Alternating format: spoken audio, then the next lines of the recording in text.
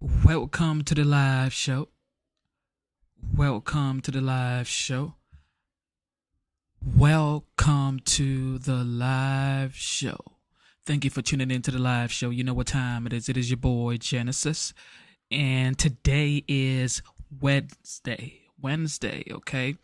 And the time is 6:28 p.m. and today's date is the 11th of December 2024. And just want to say thank you guys for being here. Thank you for tuning into the live stream. You guys are the best. God bless you for tuning in. And of course, the title for today's stream is The Update You Have Been Waiting For All Day. Okay, because I know y'all been waiting for all day. You ever say, "Where, Genesis, where are you? Come on live stream, Genesis." Well, I'm here.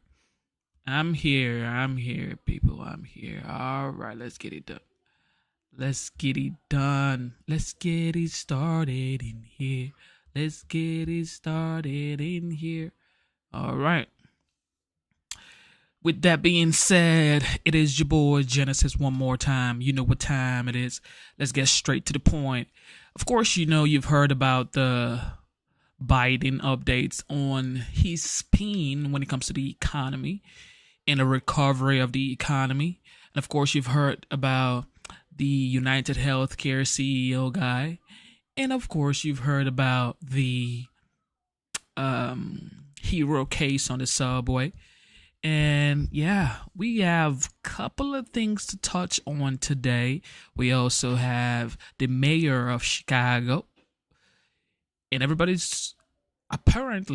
seems to be turning red, flipping red on the mayor. Everybody's like, yo, we're about to be Republicans up in here. And it's like, wait, what?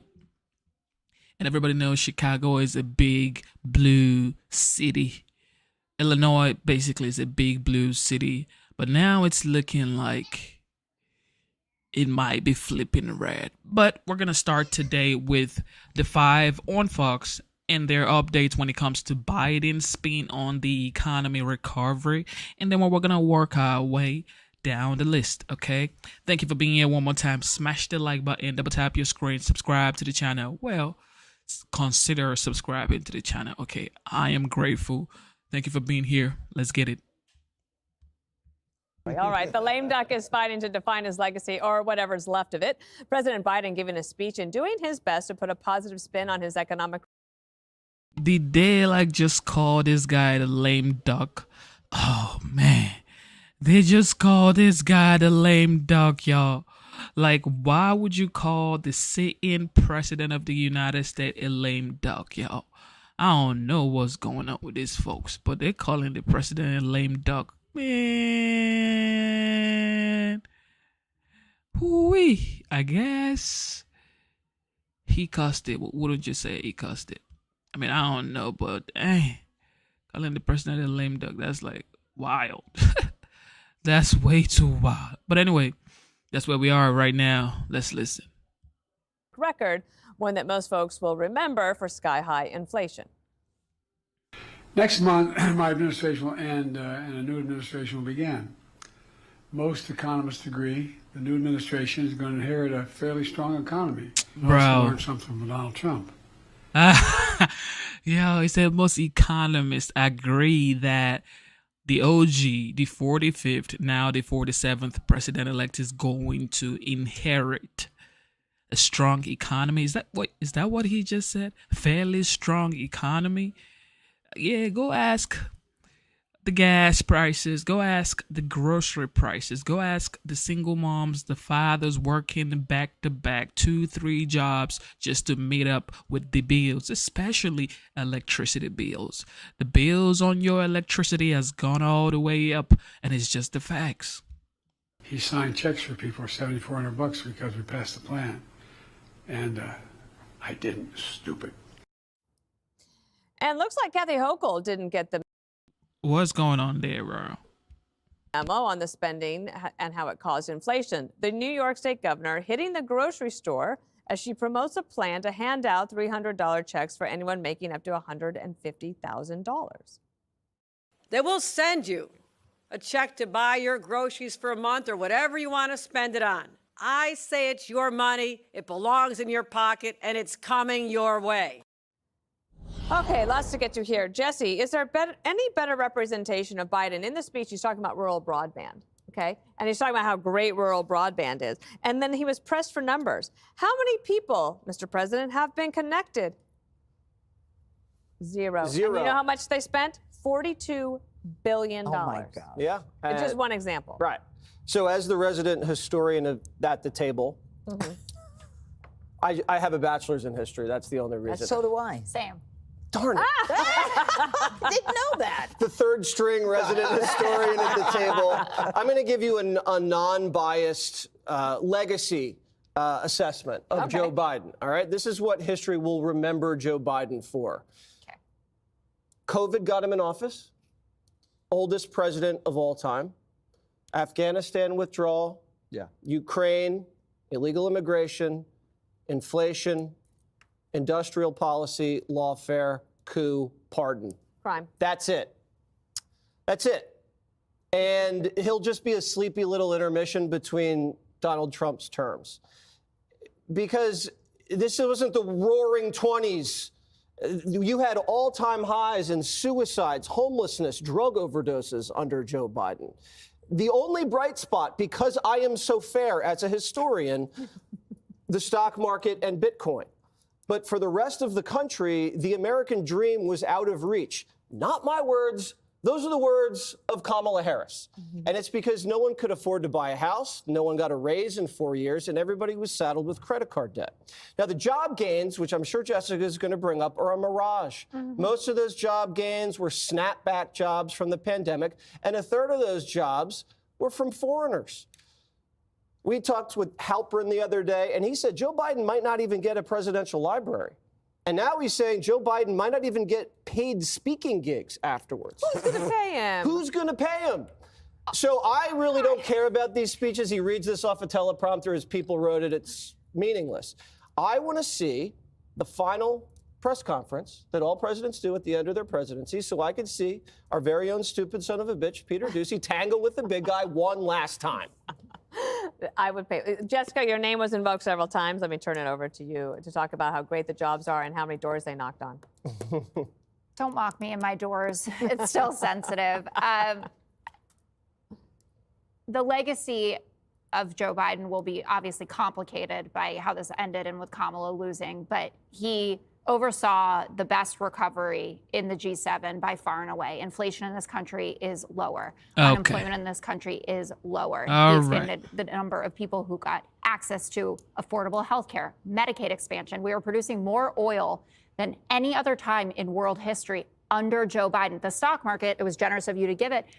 Donald Trump is out there trying to pretend that it's because he's coming back, that's why everyone is so hyped about this. We have been hitting record after record after record under Joe Biden. In terms of the jobs that you say are mirages, we can talk about all the revisions that happened under other presidents as well.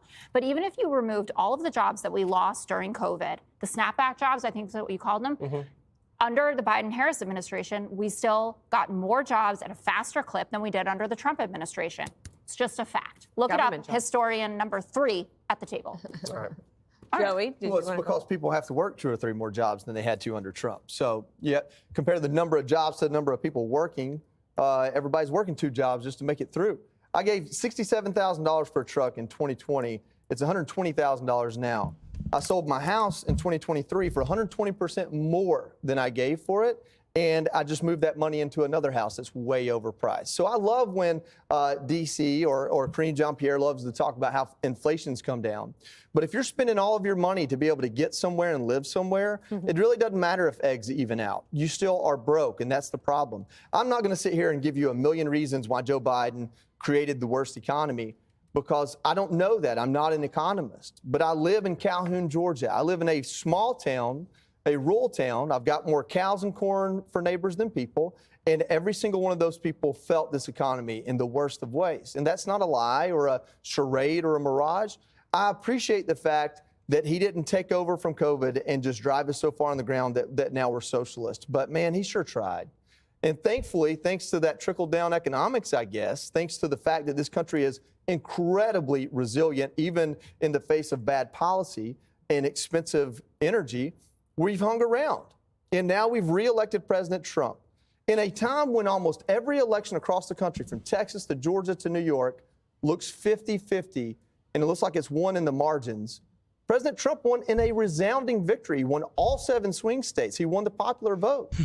And to me, that's a bigger move than if a Democrat won it, because Republicans haven't winning it. Those people didn't vote because they think that the economy might be bad. They voted that way because they have not had money in their pockets.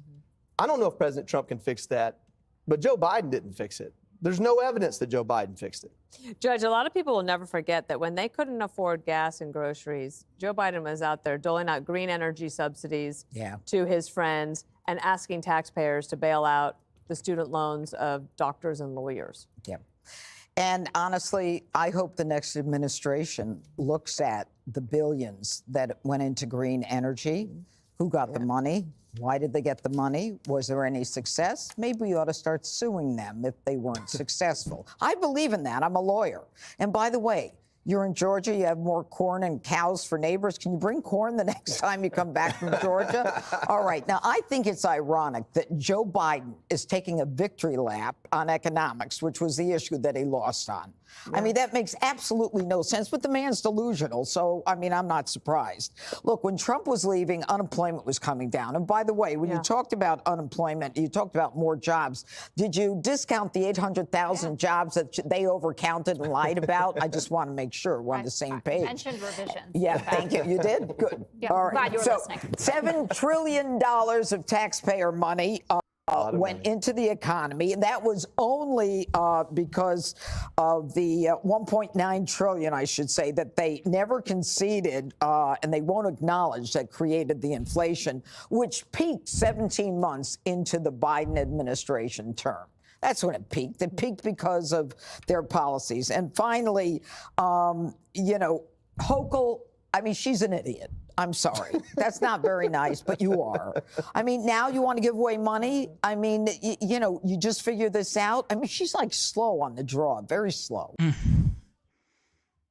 Bidenomics, y'all. Bidenomics. There you have it. Everybody knew that Bidenomics wasn't working. It was a disaster to everybody in the United States. We saw the gas prices go all the way up. Interest rate. Shout out to Harris Carey. Harris Carey says highest interest rate in the history of the world. Highest interest rate in the history of the world, y'all. This guy made sure that mortgage rate was about what? 7, 8, 9%, 10%. How are you gonna be buying a home on that kind of mortgage rate? Interest rate for credit card went all the way up. And now Trump is saying he's going to bring it down to 10%, cap it up in 10%, or cap it up on 10% for now until everybody get their selves together, because everybody's going through life at this point. Bidenomics did not work for anybody, but he's saying he has a fairly good economy and is passing down a good economy to Trump. And now when Trump comes in and he does great things for the economy, guess what people are going to say? It's Biden economy. It's Biden economy, everybody. Don't believe this guy. It's Biden economy. No, it ain't. Just like the same way they said it was Obama's economy. They're going to say it is Biden's economy. The Biden economy is what Trump is using to flex, because I know this guy's going to turn it around, because now gas prices is already going down. So now they're going to say, well, it's Biden economy, everybody. It's Biden economy. When the war stops, it's Biden. It ain't Trump. These are all drones in the sky. 1, 2, 3, 4, 5, 6. And what's going 7. on right now? We're passing each other. I mean, how do they not know what's going on? Stop cursing. So dozens of drones have been spotted flying over New Jersey. You probably heard about this, including near Trump's Bedminster Golf Club and the Picatinny Arsenal, which is a military research and manufacturing facility. But whose drones are they? And why are they being deployed? What is going on in New Jersey? The Bureau is actively investigating the situation you mentioned. We do not attribute that to an individual or a group yet. We're investigating, but I don't have an answer of who's responsible for that. What do they have an answer about over at the FBI? Well, obviously, whoever purchased these drones and then decided to direct them above sensitive sites, they're doing so for a reason. But don't worry. Yeah, Democrat Governor Phil Murphy says, relax. We don't see any concern for public safety. We had last night 49 sightings. These are apparently very, as I understand it, very sophisticated. The minute you get eyes on them, they go dark. No, so he doesn't believe what anyone's saying. Is that supposed to be a joke?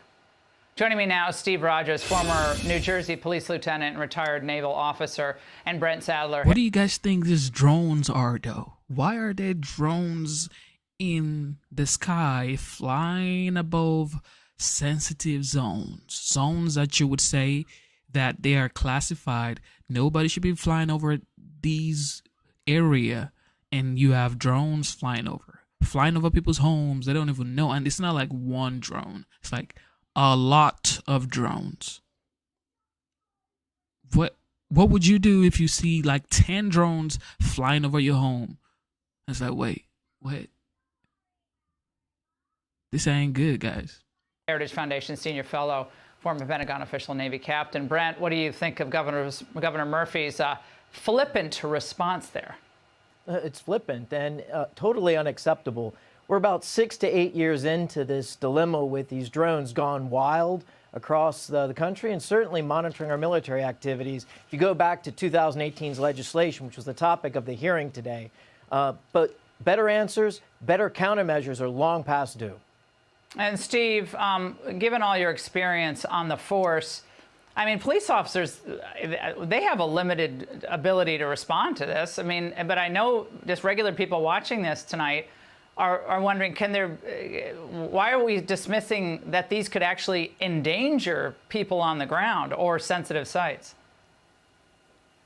Well, we shouldn't dismiss anything. And by the way, in all my years with military intelligence, I could tell you, Laura, we have the most sophisticated intelligence gathering instruments on the face of the earth. So I don't buy this explanation that, well, we don't know who they are, we can't answer this, we can't answer that. And in regard to Governor Murphy's statement, how does he know there's no threat? Has he been told something that the public has not been told? So I'm beginning to believe that maybe somehow it's our government that may be involved in some testing of these drones. Now, I don't have that as a fact, but short of them giving us information, what conclusion do you really come to? Now, Brent, can these drones, could they be in some way weaponized?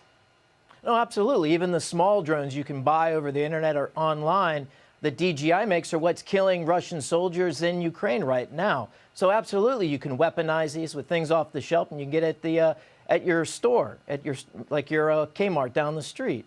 But the other thing that's important, there's several different sizes of these drones that are being reported. The small ones, there's a history there that ties back to China that I think is worth bringing up, because just this week you had a Chinese national arrested for operating one of these small drones in and around Vandenberg Air Force Base during a space launch.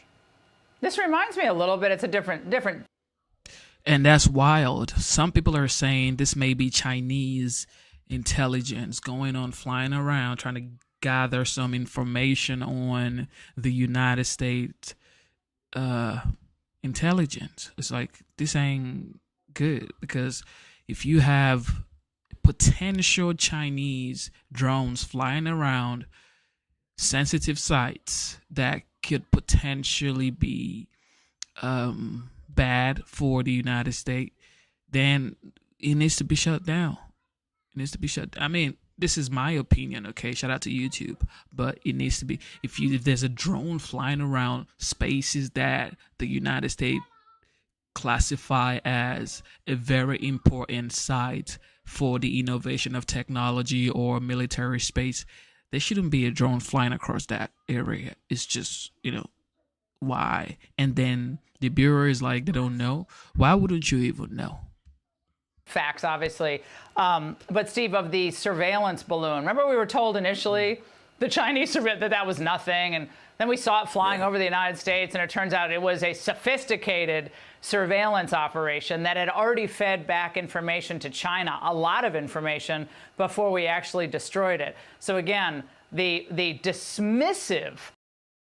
And this has been happening since February of 2023. Like you see up here, this was an old video from last year, February 4, 2023. This is Surfside Beach, South Carolina. This was in South Carolina. Now they're getting new updates in New Jersey with multiple drones in the air. That's not good. Before we actually destroyed it. So again, the dismissive response from Governor Murphy, I find that appalling. Really quickly. Well, I do too, because not only could they arm these drones with bombs, they could certainly use chemical weapons on these drones. Dismiss nothing, but send the helicopters up, send our drones up, the satellites could track them. How about getting straight with the American people? Let us know what's going on. Yeah, this next 4 years is about to be spicy, everybody.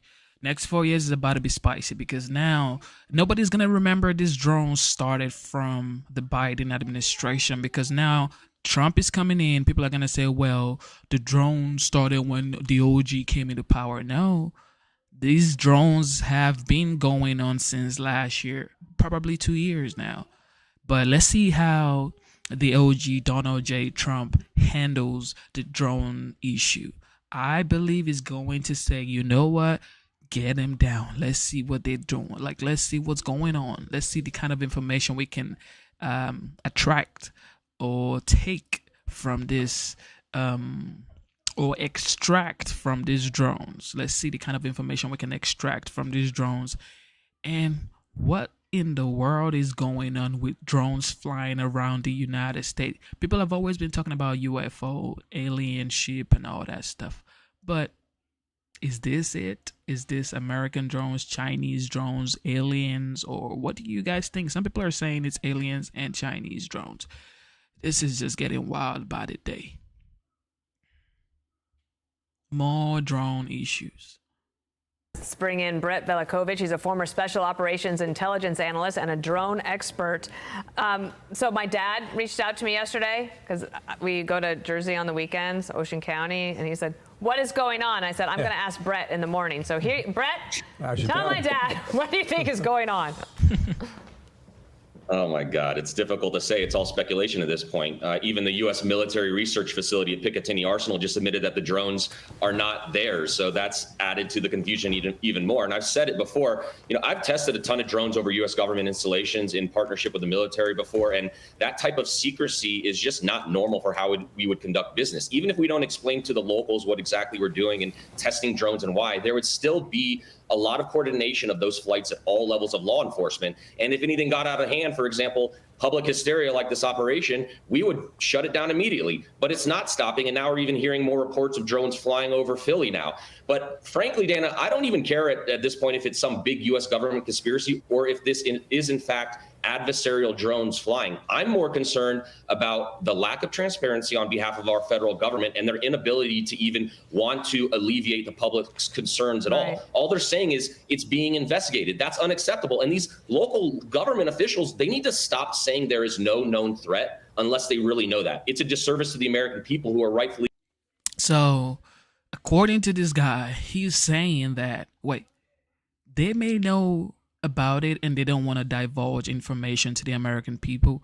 And it's like some people in the chat are saying that we've been using drones since 2008. But wait, you've been using drones for what? For spying on people, or for getting information, or for what? Sightseeing landscapes and oceans, and what are you using the drones for? That's the question. So if you see drones, potentially tens of drones flying around your home, your environment, around your community, like day 1, day 2, day 3, and your local government comes out and say, you know what, there's nothing wrong. It's just, drones flying around. You don't have to worry about it. At least tell the people, we're testing a new whatever. We're testing a new gadget. We're testing the new equipment, and we're just trying to see how it works.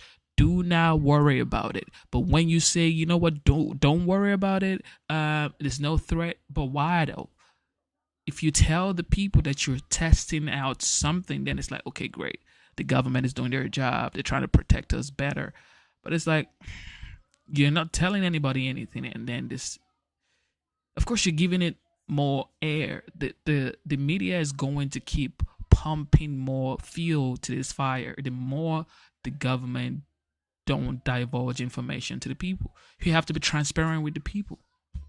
Concerned because I know firsthand the damage that drones can do. Even if the drones fly over a site for just a few minutes, do a bunch of flips and disappear in the middle of the night, the damage is already done. Most people don't know how much intelligence data can be collected with sensors that are attached to these drones just even in a short flight. But you know what's even more concerning is I'm realizing more and more that our law enforcement doesn't even know the rules of engagement for monitoring and downing rogue drones over the U.S. The average official couldn't tell you who's even in charge of that. You know, there's too many competing airspaces and different agency equities. And the FAA, frankly, they're in charge of the confusion. It's their issue. They've hamstrung our law enforcement agencies, our U.S. drone and counter drone community for years. I mean, look at what just happened recently with the Secret Service, for instance. They didn't even employ basic counter drone technology prior to the Trump assassination attempt, and that's one reason our president took a bullet. And if the Secret Service doesn't have the capability, you think New Jersey Police Department, State Patrol is going to have the proper systems in place to monitor this? So it's just we got to change. And that's another one.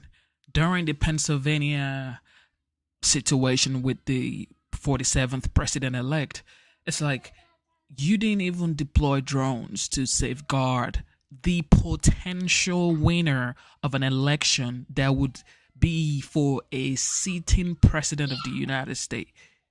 But now, how are you going to know whose drones these are if you cannot deploy drones to avoid wild situation from happening, which it did happen in Pennsylvania? That's why there was an attempt on the 47th. No drones were in the air, according to updates. Okay, there was no drones in the air, but now they're just drones randomly flying around New Jersey. Now they're saying they're in Pennsylvania. Okay, here we go. Change the whole industry. Our infrastructure is not set up to be able to counter these emerging threats that we face now. Yeah, excellent answer, Brett. I'm sure that made my dad feel any better. Probably not. Brett, you know about the story several months ago about Chinese operations flying over our military bases in certain parts of the country, especially on the East Coast, and then that word got out. I'm not saying this is what that is. Give a listen. Chad Pergram asking House Speaker Mike Johnson about something else. Watch. We are concerned about drones and all these new technologies and what it might mean for national security and the safety of the American citizens. So I'm looking forward to the outcome of that hearing, and if we don't get the necessary answers there, we'll dig deeper and go to the classified level. Any thought these might be dark programs? I hope not. I don't believe so, but there's a lot of investigation going on, so we'll find out. So go ahead and define a dark program and think about what's happening in Ukraine and think about what some people, even Elon Musk, talking about the future for warfare, should be unmanned and should be done by way of drone. It might be a pretty simple explanation that they're in the development phase and they're doing it in places like New Jersey. It could be. I mean, dark programs essentially are, what we call red selling, where literally we're just testing our own infrastructure, our own national security. We might be flying drones over a military base to see how they may be able to stop that internally. But overseas, this is not a difficult thing to do. I can take a drone right now, fly it over to China, drop a bunch of drones from it, extend the range. You know, there's a lot of different communications like Starlink that's out there to be able to do this. This, to the drone community, this is very easy to do. This is not difficult. They don't have to be sitting in New Jersey flying these drones if we're speculating that this is a foreign adversary. We are even seeing the Ukrainians right now put drones on boats, launch them from boats in the ocean.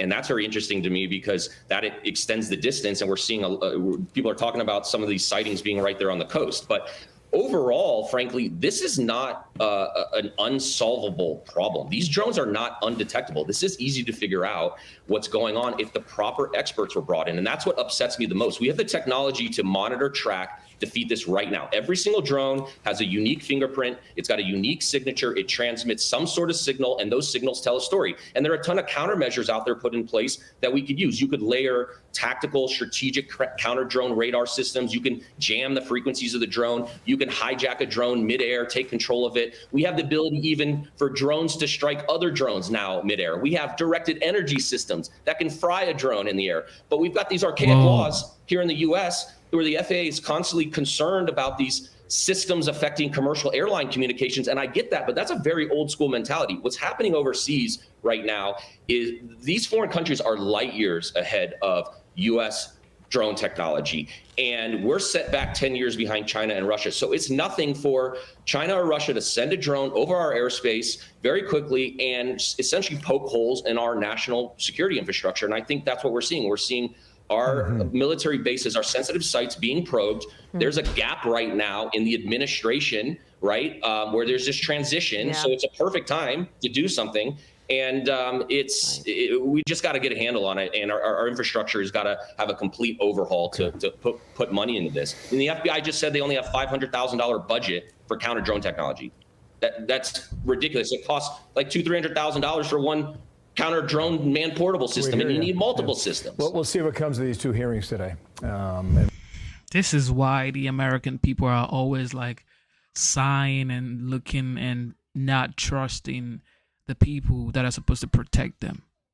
I mean, why would you say you have $500,000 for the budget for counter drone program or whatever that's called, but you can send $62 billion in munitions to Ukraine, and then you only have $500,000 for counter drone measures? That's not going to work. How would you actually make that happen? How is that going to happen? You have way too small of an amount to support whatever program you have going on. That's just too wild, man.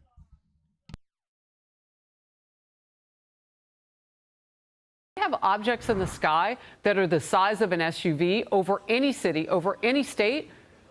It's an invasion of our airspace. In focus now, Republican Congressman Jeff Van Drew of New Jersey, member of the House Judiciary Committee on the Hill right now. How do you address this at this point? Well, here's the real deal, Harris. You know, I'm also on the Transportation Committee, on the Aviation Subcommittee, and I've gotten to know people. And from very high sources, very qualified sources, very responsible sources, I'm going to tell you the real deal. Iran launched a mothership probably about a month ago that contains these drones. That mothership is off, I'm going to tell you the deal. It's off the east coast of the United States of America. They've launched drones, is everything that we... Oh, great. So now Iran launched a mothership to the east coast of the United States. And this is Iranian drones, according to this guy. So the mothership came into the east coast of the United States and then deployed all these drones. Great. Absolutely great. Can see or hear, and again, these are from high sources. I don't say this lightly. Now, you know, we know there was a probability it could have been our own government. We know it's not our own government because they would have let us know. It could have been some really glorified hobbyist or hobbyists that were doing something unbelievable. They don't have the technology. But let's pretend that's possible. The third possibility was somebody, an adversarial country, doing this. Know that Iran made a deal with China to purchase drones, motherships, and technology in order to go forward. The sources I have are good. They can't reveal who they are because they are speaking to me in confidentiality. These drones should be shot down. Whether it was some crazy hobbyist that we can't imagine or whether it is Iran, and I think it very possibly could be, they should be shot down. We are not getting the full deal, and the military is on alert with this.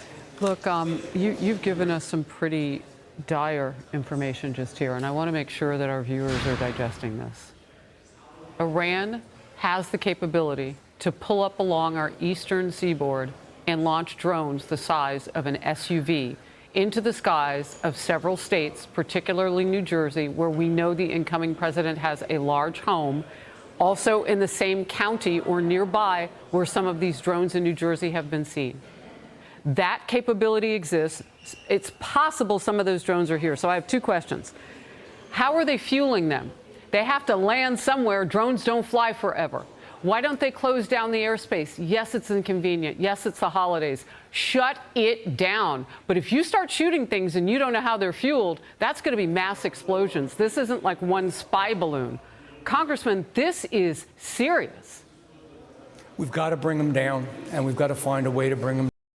So you're saying these drones are Iranian drones, and they're being deployed from the mothership.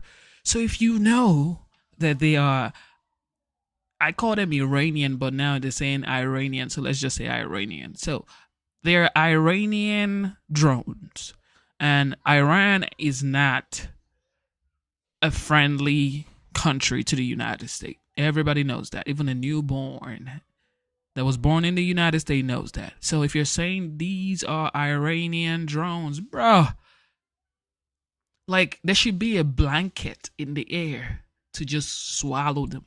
Like the United States is the leading force on earth. There shouldn't be any type of like doubt that the people are safe. And now this guy is coming on national TV. Van Drew calls for drones over New Jersey to be shut down. So he knows these are Iranian drones being deployed from the mothership. Yet, nothing happens. Okay, here we go.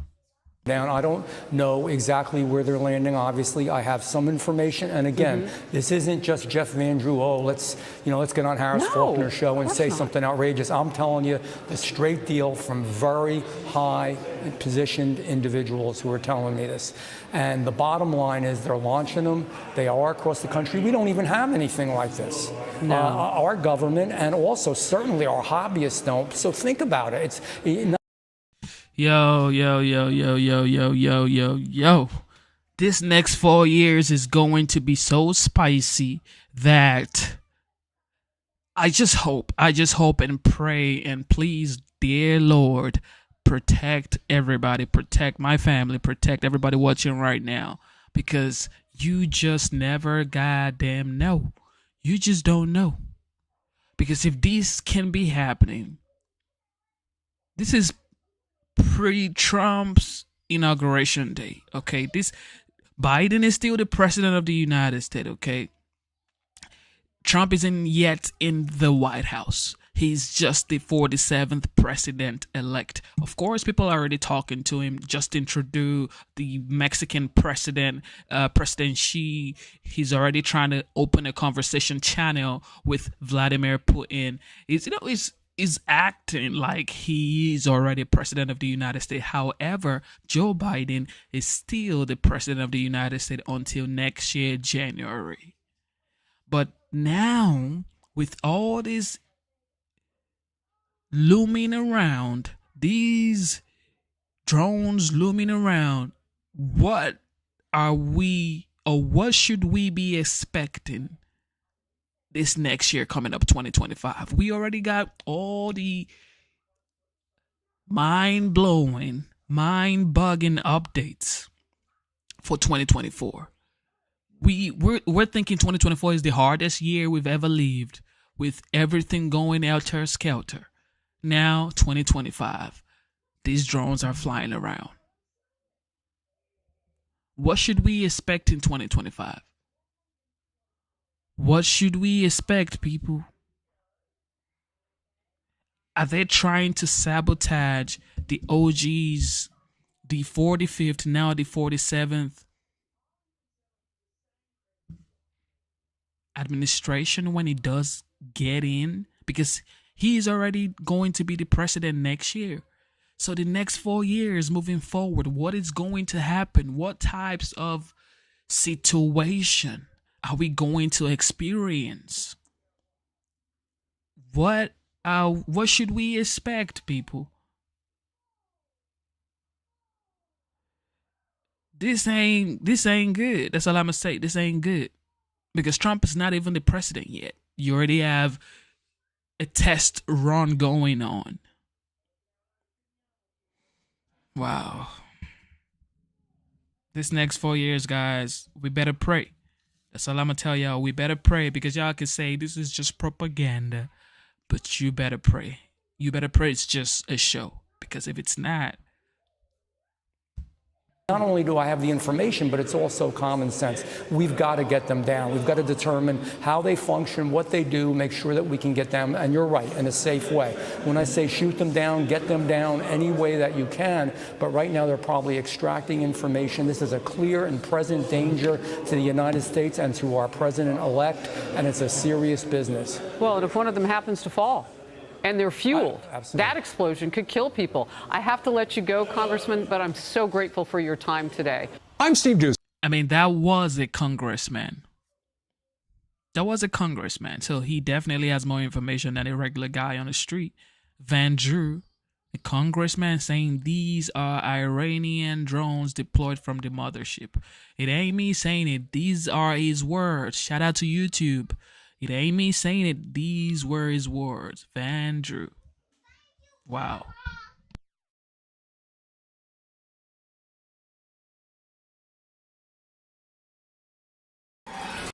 Guys, it's been nearly a month since large unidentified drones started being spotted all across New Jersey. But even after all this time, we have zero answers about where they're coming from and who's flying them. The United States spends billions of your money on military and intelligence programs every year. So tell me, why do the FBI and the White House have zero clue where these drones are coming from? Is public safety at risk? That's not even acceptable. You can never tell me you do not know where these drones are coming from. Van Drew just said they're coming from the Iranian mothership deployed to the eastern part of the United States, which, of course, the eastern part, New York, New Jersey, we know the eastern part. But think about it. These people are saying they don't know where the drones are coming from. Bro, you are the highest power. The United States is the highest power in this world. Now, we're not talking about the universe, God, of course not. I'm saying on Earth, like countries to country. Everybody knows the United States is like the strongest in the world on Earth. So why would you say you do not know where these drones are coming from? And it ain't even like the FBI and the White House, they provide no answers on the New Jersey drone mystery. What is going on? Are we concerned that there are nefarious intentions that could cause either national security or a public safety incident that would put Americans at risk? There's nothing that is known that would lead me to say that, but we just don't know, and that's the concerning part. You're telling me we don't know what the hell these drones are in New Jersey are? Is that correct? That's right. It's crazy. I mean, that's crazy. That's madness that we don't know what these drones are. Has the federal government ruled out that these are controlled by foreign entities? Yeah. And do you know if they're conducting surveillance over these So I areas? cannot make any kind of predictions or comments about that specifically from here. I mean, and the New Jersey governor, Phil Murphy, says he doesn't know either. What can you tell us? What is going on, and why is it taking so long to come up with an explanation? Yeah, it's a good. I don't blame people for being frustrated. It's really frustrating that we don't have more answers as to where they're coming from and why they're doing what they're doing. Rebecca, break everything down for us, and who needs to be the watchdog for this right now? Well, this is incredibly frustrating because we have known that this country's very vulnerable to spy balloons, to drones, to missile strikes for a long I mean, it's terrifying to hear. You're on national TV saying who knows who is in the world in different part of the planet, okay? Different part of the world on Earth, right? Listening to you saying this country, we know the United States is vulnerable to spy balloons, to drones. So you're telling the world that you are vulnerable to spy balloons and drones. You're literally telling the world on national TV Just like the guy who said on national TV that if China comes over to the United States and does some stupid thing, it's like, are we sure the United States can actually retaliate back properly? It's like, you're saying it on national TV. Long time. So we've been beating this drum. Congress has been beating this drum for a long time. Fundamentally, I think that the problem here is that nobody at the very top of government is saying you are in charge. It's your job to fix this, because you have Northern Command, that's the military component, and then you have Department of Homeland Security, and then you have the FAA, which does all of the regulations that has to make decisions about who needs to do what. And of course, the Northern Command believes that they have the authority to protect military bases. But what about critical infrastructure? What about the rest of the American people who are looking up at these massive UASs? You know, I can't speak directly with knowledge about this particular incident, but I would speculate from an informed perspective that actually the government probably does have an idea about who is doing this. But if they say who is doing it, that will require them to have a response, and they are not prepared with a response, which is why we continue to get the answer that we don't know. But they seem too big to be hobbyists. They do seem to be coming from a foreign power. Right. Okay. So you mentioned Congress, and Harris, last hour you had Congressman Jeff Van Drew on, which revealed this about the drones. Let's watch. Iran launched a mothership probably about a month ago that contains these drones. That mothership is off, I'm going to tell you the deal. It's off the east coast of the United States of America. They've launched drones, is everything that we can see. My thing is, if you're saying that the mothership is off the east coast, why is there still a mothership existing? Why is there still a mothership existing if you know exactly where it's located at? You're here, and again, these are from high sources. I don't say this lightly. From high sources, Emily. I mean, I was silent listening to him. He's followed up with the time to act on this information is now before threat escalates any further.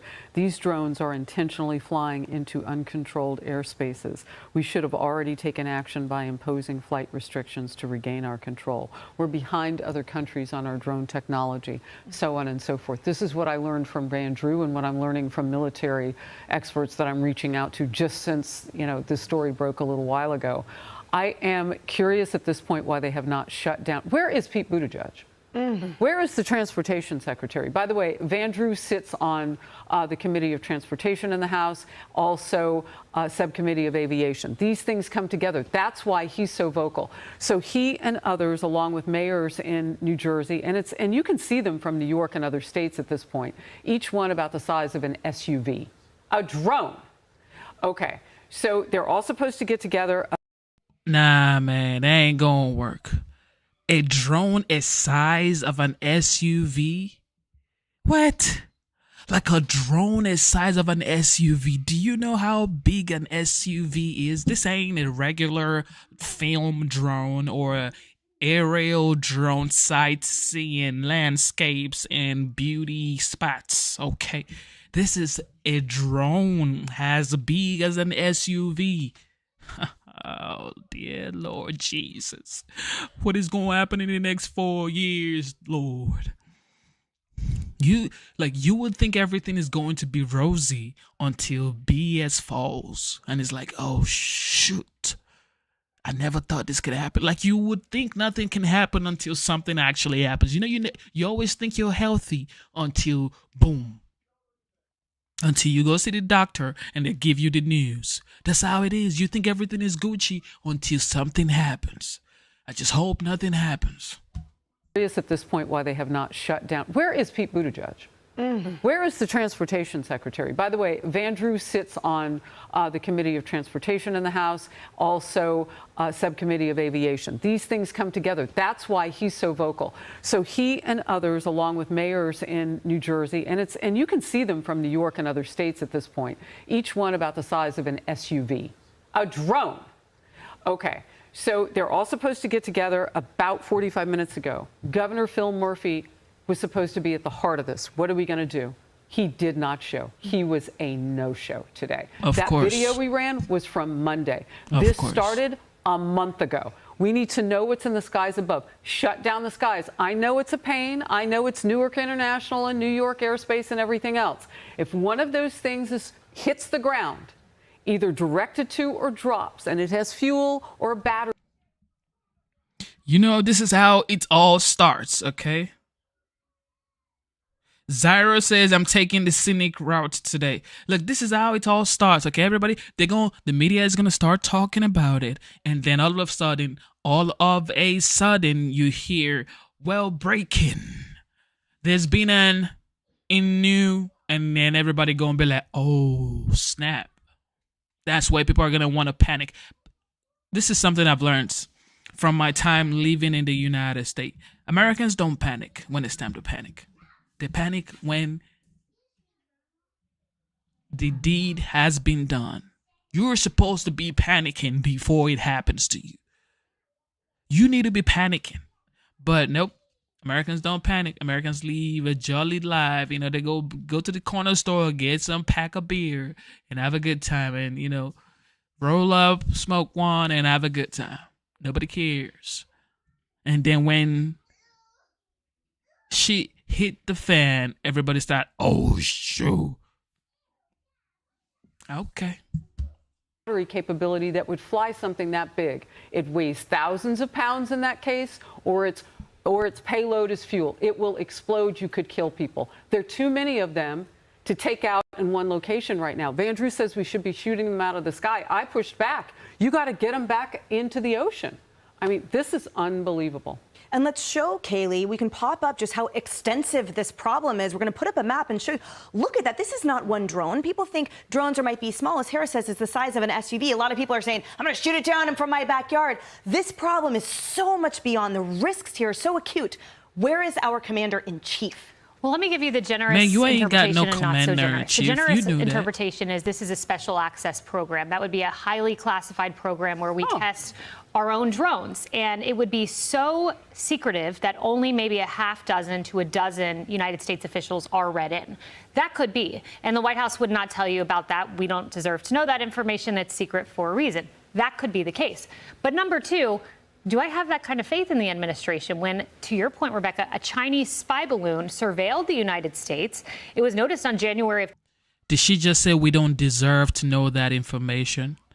Look, Kellyanne, I got respect for you, but I don't know what you're talking about. We don't deserve to know that information now.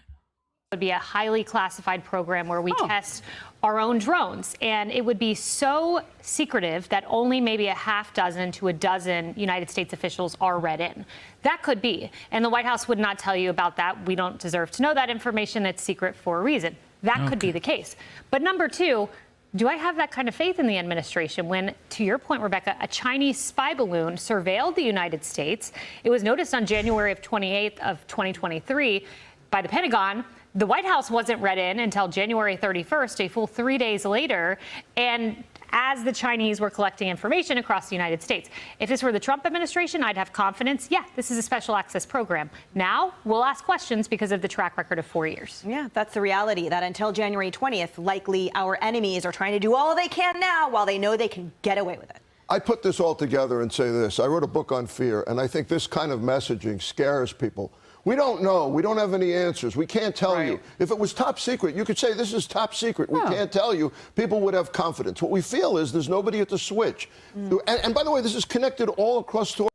Exactly. Nobody's coming out to say this is top secret. This is some type of no equipment we're trying out. Americans, be rest assured, we got you. Our responsibility is to safeguard the people. Easy. That would have been easy. But no, nobody comes out to say anything. And then, of course, people are going to be worried and saying, these is like, because it's now flying over your home, that's why you can be chilling. You probably live in Tennessee or Georgia or North Carolina, South Carolina, and everything is good. People in New Jersey, people in New York are wondering, what? Oh, you mean to tell me there's a mothership sent by the Iranian government or military, and there are in the East Coast, eastern part of the United States.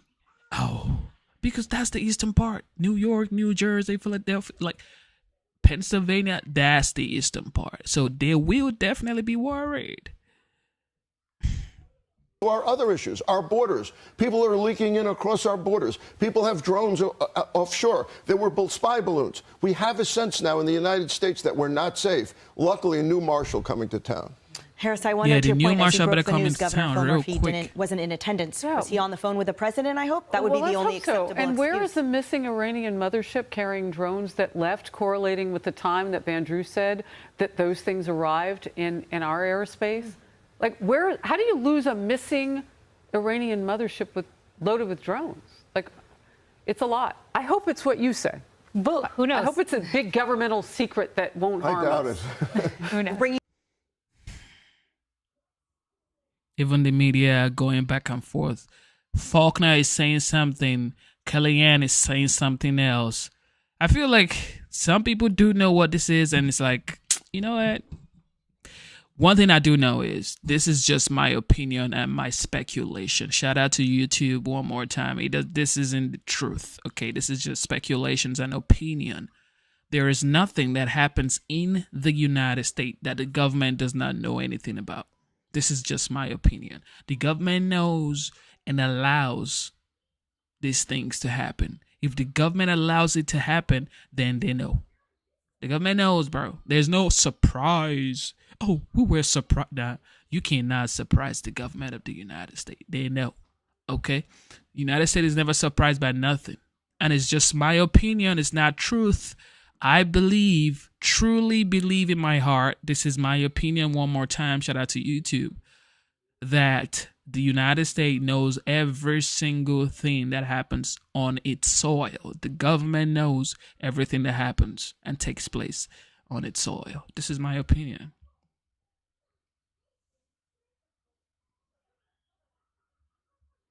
All right.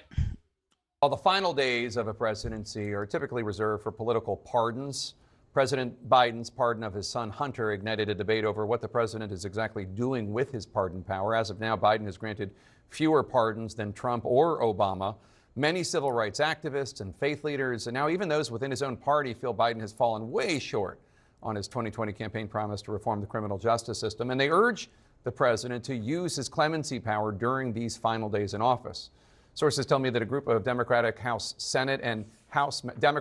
Senate members are pushing the president to step away from only looking to pardon people he knows or people he's related to.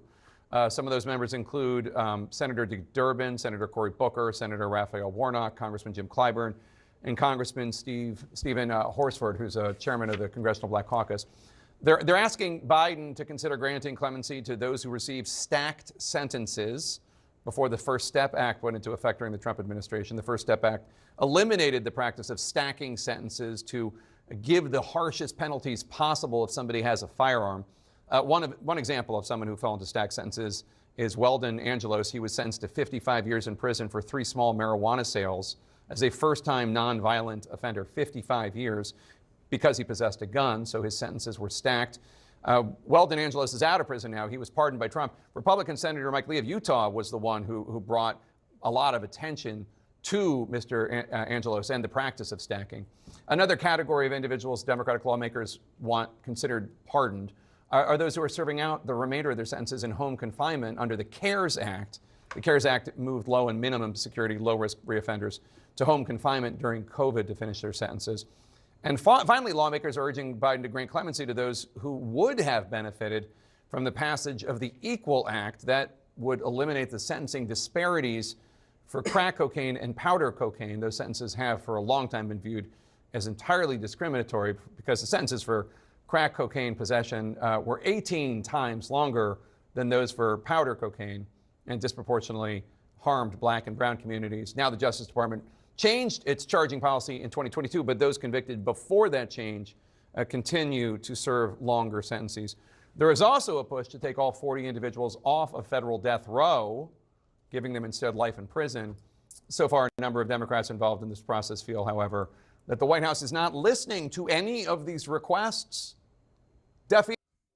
And this is why I would always respect the OG, the 45th and now the 47th president-elect, Trump.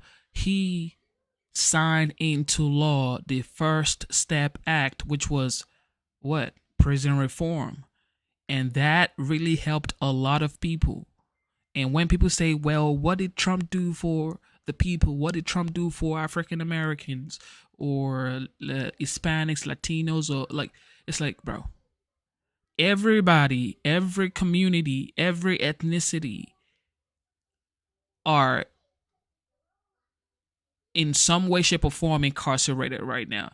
And that guy that people are saying is racist, is this, is that, have actually helped people. He signed into law the First Step Act and helped a lot of people, all types of people. This is in racial politics right now. This is just facts. This man saved a lot of people, pardoned a lot of people, and still people are going to say he didn't do anything. Trump didn't do anything. There's no way. Tell me one thing Trump did. Well, even if he only did First Step Act prison reform, which of course he did more than that, but that changed a lot of people's lives. Even Van Jones of CNN said he was so happy and glad Trump signed it because Obama didn't sign it. Man, shout out to the OG, man. That's all I'm going to say. Here's the White House says Biden will have more to announce on pardons and commutations before he leaves office. But these Democratic lawmakers, as I understand it, are rather frustrated, as are some individuals at the Justice Department, Mr. Biden's own Justice Department. And just imagine, by the way, if the president had announced he was pardoning all of these people and also Hunter. Something to think about. Let's jump in with our panel. Maria Cardona, I saw you aggressively nodding during that entire tell. I assume you agree that some clemency, some mercy, some forgiveness from the president for some of these nonviolent offenders is in order. Absolutely, and I've spoken to some of the offices of the senators that you just mentioned, and some House members too. Hakeem Jeffries has also been very vocal about how he hopes President Biden will do this before he leaves. There are so many individuals, all the ones that you mentioned and others, that have been so aggressively gone after by the Justice Department for very low nonviolent offenses. And like you said, overwhelmingly and disproportionately from Black and brown communities. And as somebody who campaigned on criminal justice reform and on equality and on sort of bringing that kind of fairness to the justice system, I think President Biden can make a mark on this. His time is running out, but he has until January 19th to do this. So my hope is in this next wave of pardons that you mentioned the White House talked about, many of these people and many of these categories will be included. What would have been reaction, do you think? I know I love to bring people to earth too for a second, but if the Hunter Biden pardon had been in the midst or at the end of, hey, I'm taking a look and showing mercy to these thousands of other people, and here are the reasons why I'm doing it, because of the STACK Act, which, you know, the stacking removal, which Republicans were in favor of too, and this and that. And also, while I'm doing this for these people I've never met, I'm also going to show some mercy to Hunter. I think it would have been a couple different things. I think you obviously would still have had a huge outcry, and the argument would have been you're trying to kind of slip the Hunter through and say maybe, I don't know, 40 or 50 other people. And I think also, again, the other big argument on Hunter was that you were pardoning him for crimes he wasn't even technically convicted of, right? Sure. Over a longer period of time. I think on the other things, I think Maria's point, I think you could see some Republican support of some of these. I think taking folks off death row and giving them life sentences, I think that would probably be a non-starter from a lot of Republicans. I think you'd probably see that. And look, you know, certainly Biden hasn't been shy about doing pardons over the last couple of weeks. There could be more. I mean, we've talked about preemptive pardons from the Biden administration for some of the folks. So who knows if maybe you do see folks mixed in with some of these other pardons as well. Just something to think about. These Democrats are pushing those. I thought it was interesting, and I hadn't heard it. Steph, welcome to the lead. Good to have you here. I want to change subjects, turn to your reporting along with Mike Allen. You write that Robert F. Kennedy Jr., the controversial pick of President-elect Trump to head the Department of Health and Human Services, is using his influence to push a different agenda, placing his daughter-in-law for a top job at the CIA. And the reason, he says, is he wants proof that the CIA killed his uncle, John F. Kennedy. I don't even know what to say. Explain what you uncovered. Well, we know that RFK Jr. has publicly said that he believes that the CIA was involved in the assassination of President Kennedy, and he also suggests that the CIA was involved in the death of his father as well. And this has actually come up in some of the phone calls he's been making to push for his daughter-in-law to get the deputy director position at the CIA. He sees it as part of the pitch that she's going to get to the bottom of this. We had 2 sources tell us that this has been coming up, and it is a real reason for why he's pushing her for this role. And it's interesting because it gives us a good example of why maybe RFK Jr. and Trump get along so well. They both feel like they are victims of this kind of deep state in the federal government, and they're going to do what they can to go after that. And it's just another example of how this is really going to be a Trump revenge presidency in a lot of ways. So, and we should note, Fox Kennedy was the campaign manager for RFK Jr.'s run for the White House, and she had worked at the CIA previously. She wrote a book about it, Life Undercover. But that doesn't mean she's qualified to be deputy director. Is she? I mean, there are certainly already concerns among Republicans. I heard from 4 different Senate Republican sources just this morning who are saying that a clip of her essentially asking for more nuance in how we talk about ISIS, that was making the rounds already, that people were concerned about that Republicans are already raising their eyebrows about her qualifications, some of the statements she's made, and feeling like this could be a risky pick if this does move forward. Of course, we're not sure exactly how the president-elect feels about her as an option, but we know that RFK Jr. has a lot of sway with Trump. Trump wants to keep RFK Jr. happy. He sees RFK Jr. as kind of this emblem of his broadened MAGA base, and that he wants him to be promoting Trump ongoing, and so he's going to try to make him happy. Speaking of promoting family members, I want to note that Trump is making Jared Kushner's father, whom he pardoned last time, he's offering him the job of ambassador to France.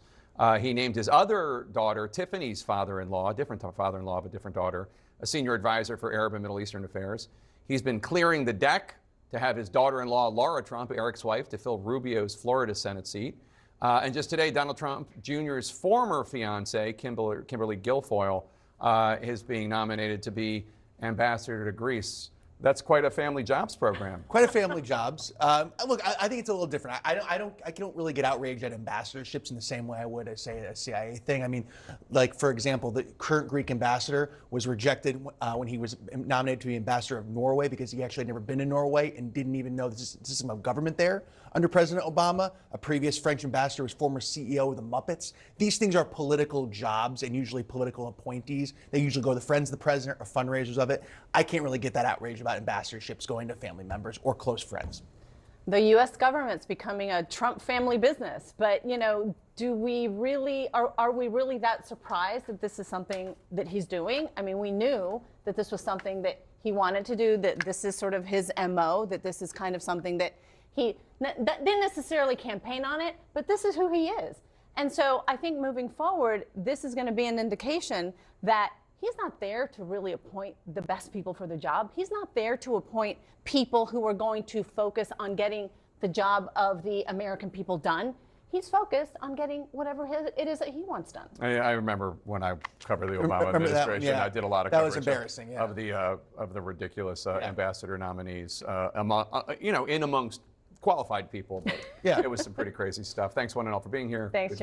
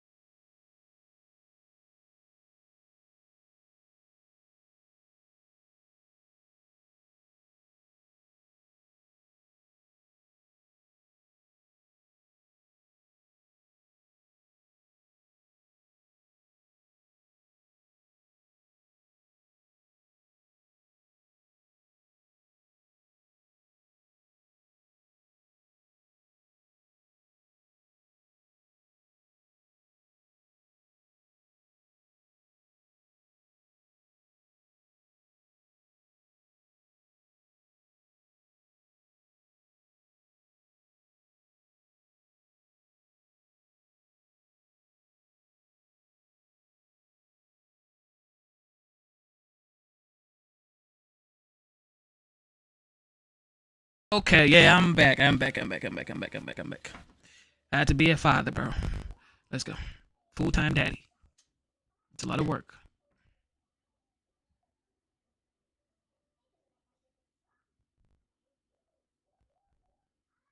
All right, here we go. Danielle Penny. The guilt I would have felt if someone did get hurt, if he did do what he was threatening to do, would never be able to live with myself. And I'll take 1 million court appearances and people calling me names and people hating to keep one of those people from getting hurt or killed. Danielle Penny speaking exclusively to Fox for the first time since being cleared of all charges. I have to go make... All right, y'all. I have to go make dinner for my daughter. And I'll be right back. Just give me like, 5-10 minutes. I'm going to be back. Hopefully before this video gets to an end. We're going to talk about Danielle Penny too. I already have my, belief about Danielle Penny. He did what he had to do. But let me know what you guys think you can hear her. She's smiling and laughing. Let me know what you guys think in the comment. Let's get it. This, as his defense team tells us, they're considering filing their own lawsuit for malicious persecution. Good for them. Yeah, no kidding. Let's talk to Danielle Penny's attorney. Stephen Razor joins us right now. Stephen, congratulations. Good morning to you. Thank you so much. Good morning to you as well.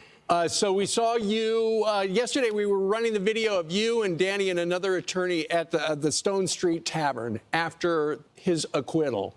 I know you've got the attorney-client privilege, but tell us what you guys were talking about. I mean, is there one thing that he said to you that you thought, wow, that's cool? Well, the relief he felt, and that other attorney, by the way, is Thomas Kniff, partner Razor and Kniff. And, Danny, for us, it became more than just a case, right? So we're trying to take care of Danny and make sure that he's treated fairly in a system that was geared to prosecute him maliciously in a manner in which was not supported by the evidence, and there was other motivations at play here. So Danny's saying that he's relieved. That was the best thing that I could ever hear because the amount of stress that he's been under for the past year and a half has been tremendous. Stephen, you're correct. It was a malicious prosecution.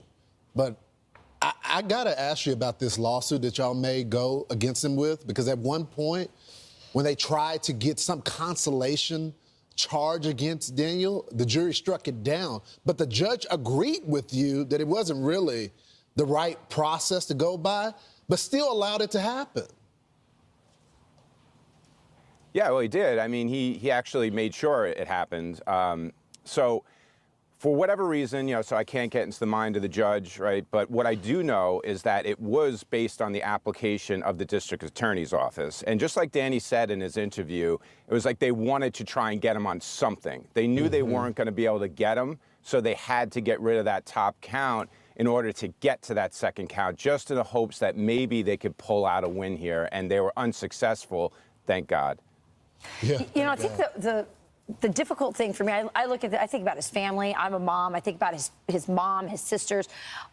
So this happens. He's acquitted. He's free. But now there's other lawsuits. The one from Jordan Neely's father, who suddenly appeared out of the woodwork. But you're now contemplating this malicious prosecution. How does this work? Who exactly are you going? Is this against Alvin Bragg? Who does this actually go against? Well, it goes against Alvin Bragg for the way in which he handled this case and the ethical lines that were blurred. Yeah, I mean, the medical examiner's office, Chief Graham, for his involvement in this case. I mean, the record was made fairly clear as to the extent of his involvement in what occurred here. He was appointed by Mayor Adams, same political party as Alvin Bragg. There was collusion there. And I mean, the collusion began from the very beginning of this case and all the way through. The district attorney needed the medical examiner and needed the medical examiner to act quickly, and he did just that. So, first off, how concerned were you after Donald Trump got convicted by this New York jury? in a case that no one thought had validity to, including a lot of Democrats. What were you thinking, knowing that you had a case coming up right after that? Yeah, so that's it's a great point, because to be honest with you, it was scary. And for us, from a defense perspective, we honed in on the most important part of the case was going to be jury selection, because that was going to be the biggest challenge, is to get a fair jury. And from everything that we did and all the steps we took and the advisors that we put in place, it worked out. It really did, but it was close and it was difficult. So that was where the key battle was waged. But Counselor, people look at you as a criminal defense attorney, but you were in the prosecutor's office before this. How do you feel about the system being the way it is? I mean, when you were a prosecutor, this is not the type of stuff y'all went after. They are allowing the criminals to roam the street, and the civilians that protect the citizens are now the criminals. How do you feel about this system? Well, that's just it. I mean, and there was some highlights that were put out there quite extensively in regards to this office's practice in not prosecuting crime, and some very serious cases too, talking about restorative justice and such, which, by the way, in some circumstances, that's a great thing, and it can be. But some brutal cases of an individual who attacked an 80-year-old man, mugging him and punching him and ultimately killing him. And yet you're going to go after full-throated against my client, who you admit did a laudable thing and is a fine young man. Despicable. It's despicable. Stephen, in talking about how a couple of moments ago, in talking about how you may file these lawsuits against Alvin Bragg, medical examiner, you had said there were motivations involved. What were the motivations that those offices did that would, in your estimation, break the law? Well, listen, it's not necessarily even about breaking the law. It's blurring ethical boundaries and failing to act in the manner in which you are expected because of your office. But the bottom line is a lot of this came out at trial, too. And it was clear that there was a fear that if an arrest wasn't made and made very quickly, that there might be rioting in the streets, and that may ultimately look very bad for District Attorney Alvin Bragg. And if that, in fact, happened, that could affect his reelection. Now, let's keep in mind, we know this is a Democrat stronghold, right? But don't forget, Alvin Bragg has the consideration of the primary. So if he doesn't keep his base happy, he could get primaried, and that's where he's vulnerable. Wow. He should be. Real quick, Danny Penny, the person that you started to represent a year and a half ago, and the Danny Penny now, who's been screamed at, been called a murderer. You could hear the chants in the courtroom every day. How has he changed? Well, look, he's scarred from this, okay? I mean, it's great. We had a great resolution. But as you know, there's already a lawsuit filed against him. And the timing of it is somewhat suspect as far as the coordination between the district attorney's office and the family attorneys. So Danny will be forever changed. He will always have that fear because they wanted to instill fear, right? So a heightened alertness, let's say, right? So Danny's a strong guy, and he's going to continue with his life. He's going to pursue his degree, and he's going to have a great career. But he'll be forever changed, and unfortunately, there's nothing we can do about that other than to pursue these causes of action, defend him against any slanderous attempts to to hurt him in the future. Well, you won for him, and you worked so hard. It was extremely personal for you and your partner to get him this victory and defend him. Shout out to everybody watching the live stream. You know what time it is. It is your boy, Genesis. Thank you for sticking around. Thank you for liking. Thank you for double tapping your screen for that like. And thank you for being here and subscribing. Thank you so much. Okay, so concerning Danielle Penny. Everybody has their own opinion, and I know you guys, I'm seeing different types of opinion in here. Our Bad O says Danielle Penny was done wrong. Zyra says like built-in jammers. That's interesting. Like everybody has their own opinion, okay? I already said mine. I'm not going down that path with y'all tonight. All right, let's go. United Healthcare updates. I don't view it as a Democrat comment. First of all, it's good to be with you. Oh, yes, it's good to have you back on the table. It is, and good to see Joy. I separate the two. So first off, there is no place or space in a civilized society for people to work out political or policy, or for that matter, a commercial difference, which we still don't know everything about this suspect and what might have motivated or have driven him to do what he did. Some think there might have been some bill that he couldn't pay. Whatever the case, commercial, political, policy, there's no place or space for violence. And I thought Governor Josh Shapiro said it best. It is sickening to listen to people who seem to be so divorced in the fact that this was a human being who had kids, who had a wife, who is a son, as a father, who was killed. And people are making light of it. I don't have no problem making, we joke around this table a lot, but there's spaces where you don't joke and you're not light about things, and that's one of them. Separate that from what Elizabeth Warren said. I think two conversations can happen at once, even if one is a very, very sad and tragic one. The idea and the notion and the reality of what people are paying for things, we talk a lot about it around the table, not in the context of people being shot or people being killed. But there's no doubt that drug costs and health costs are high for people. So I think you can have the two conversations. I'm glad she clarified. I think she clarified what she said, because one could certainly maybe draw some sort of comparison or suggest that maybe she was being sympathetic to people who might want to engage in violence. I don't think she was that. I don't agree with her politics. I've said things about her to disagree with her. So I give her the benefit of the doubt there. But what I don't give the benefit of the doubt on, anyone who is joking about being sympathetic to a guy who killed a guy 4 blocks from here because they spotted he was going to a conference. I think we learned something today that the kid said he was going to count the beans there, so we might as well get him there. There's no sympathy for anybody in that regard. We need to learn what happened, and he needs to be punished. The judge told me, I asked her and President Trump to get to getting the death penalty here in New York. Maybe she hadn't gotten it done yet. But I hope that if he's prosecuted to the fullest extent of the law here in New York, I hope whatever the fullest penalty we can give him, a judge, that's what we give him, because he deserves it. He's earned it. It won't happen. The Democrats are in charge in New York. Well, let me just say, when you were there, you were Republican. You didn't get it done either. No, no, you're wrong. The Republicans the Democrats reversed it? No. The Republicans got it done. Okay, and then the Supreme Court reversed it. Gotta be careful. Oh, God. He said, well, you're a Republican and you didn't get it done either. Give him just a judge. That's what we give him, because he deserves it. He's earned it. It won't happen. The Democrats are in charge in New York. Well, let me just say, when you were there, you were Republican. You didn't get it done either. No, no, you're wrong. The Republicans the Democrats reversed it? No. The Republicans got it done. Okay, and then the Supreme Court reversed it. Gotta be careful. Right. You gotta be careful. Why don't you continue, Judge? And maybe if you want to comment on the law and the extradition, or okay, I want to fact comment on a couple of things. Number one, when I was a judge and I would be sentencing someone to state's prison, the girlfriends would come in, knowing I'm giving the guy 25 years to life, and I'd marry them right after the sentencing, so that they could, be together, whatever, for conjugal visits. I don't know what it is. Women love bad boys. They always have. They want to nurture them. They want to be able to, be with them. I think anyone who is enamored with this guy has a screw loose in her head. That's number one. Number two, as the evidence adds up, and it appears that this man is the killer, and, once he's extradited to New York, he'll be indicted.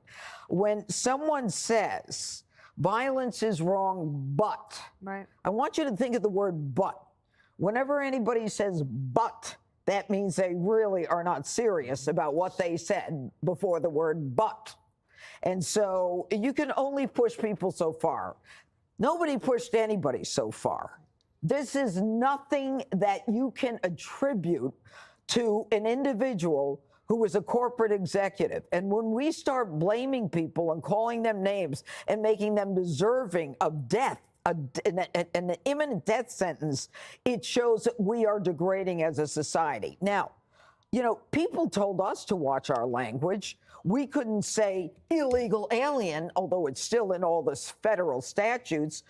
We had to say the pronouns. But these people want to say, you know what, this kid is a good kid. I love his abs. It's, it's kind of, he killed someone, but you kind of get it, I want to know where are the community notes, where the strikes and the red flags, okay, on people who are communicating on social media. Mm-hmm. And that's all. It's a good point. I think that the idea that Joey, he came from a pretty privileged background. Yeah. Brian Thompson did not. You know, he's the one who came from the working class background that worked. And by all accounts, he was actually trying to make some changes in the industry. Now, I also don't think that there's a lot of evidence. I don't think he had this health care. I don't know if he was denied a claim. There's still a lot of things that we don't know. Yeah, I think there's two conversations happening at once, and it's really malpractice for these figures in the media to bring them together, even if stupid people on TikTok are. This is a deranged person who went after someone in the public eye because he could, and he killed him in the most cowardice way possible. Granted that this is the person that did it, and it looks like it is. And he should absolutely be made an example of. He should be put in prison for the rest of his life if the death penalty isn't there. He really should absolutely be made an example of, because we have this really crazy thing in this country called freedom and freedom of movement, and just about any celebrity or public figure is a vulnerable and weak target. That's just the truth of it. And for that reason alone, he should be made an example of. There's this other conversation that's come up from it where people, and I do think that Harold's right about this, and I don't know if it was your point exactly, but I guess the larger point is there's a big part of that Trump coalition, even, because you said it wasn't a Democrat issue. There's a big part of that RFK Jr. and Tulsi Gabbard group of people, Bernie bros that Trump brought in, that are just as skeptical of big business as they are big government. And so I think there are people that watch this channel that are very angry and frustrated with insurance companies. And that's why it's indicative on us to point out, okay, that makes sense. You've got someone in office that can fix it. Going and doing this, that ain't it. That's not it in any way, shape, or form. And for those news organizations and media figures to make light of it in any way, it's absolutely reprehensible. That's word to you, Jesse. I just don't think the guy's that good looking. I don't either. His eyebrows are horrible. I took a poll of my staff, the females today, and they said he was average. But what's attractive about him is the vigilantism. And Janine touched on it. I touched on it. Women like the bad boy. Now, I don't know anything about women, so I had to call a few women to find out why, but they want to save the bad guy. Maybe Dana's dated guys like this. Maybe Peter's a bad guy. We don't know. But if you see damaged goods, women think that they can reform him and they can make him better. If only they could get their hands on him and he'll be all right. Now, I am definitely not like that. I do not. No, you better take care of yourself. I want nothing to do with that. So Dana doesn't like the bad boys. More for you, Judge. So there's also another part of this too, because the judges like looking like guy had a mission, that the guy stood for something.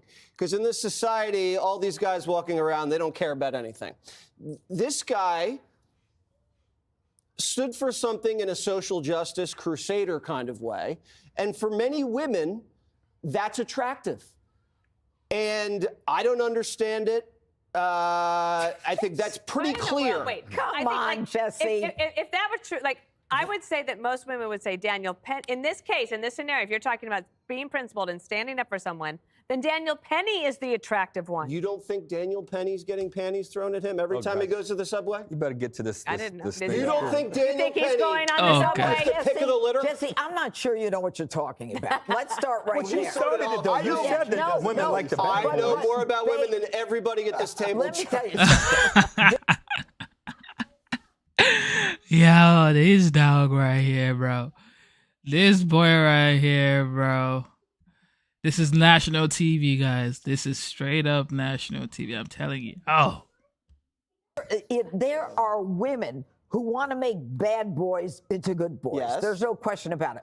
But there's no group that's out there that is joined together saying, let's go after the insurance company. Are there? I haven't heard about them. There's a female political faction. Is there? Am I wrong about that? It's on the left, Harold. I'm sorry, but we have to just address Joey it. just talked about this being a bipartisan. They're Trump support. People just don't want to pay more. We should get to the thing here before somebody gets in trouble. All right.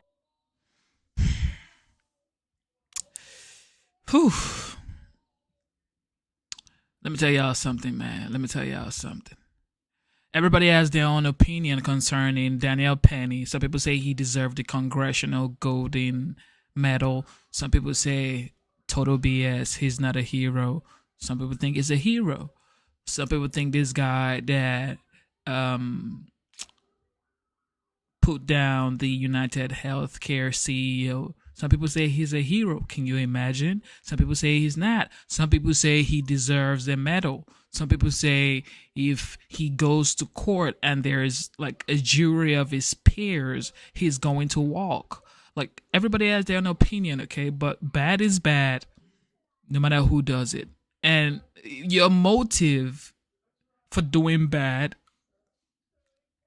you could do bad things for the good reasons. You could do bad things for the right reason, but that doesn't mean it's not bad. Even if you did a bad thing because you think you're doing it for the right reasons, it's still a bad thing you did. But a lot of people support this guy, man. A lot of people support Luigi Mangione. A lot of people support Danielle Penny. A lot of people don't support Danielle Penny. A lot of people don't support Luigi Mangione. So it's coming up, guys.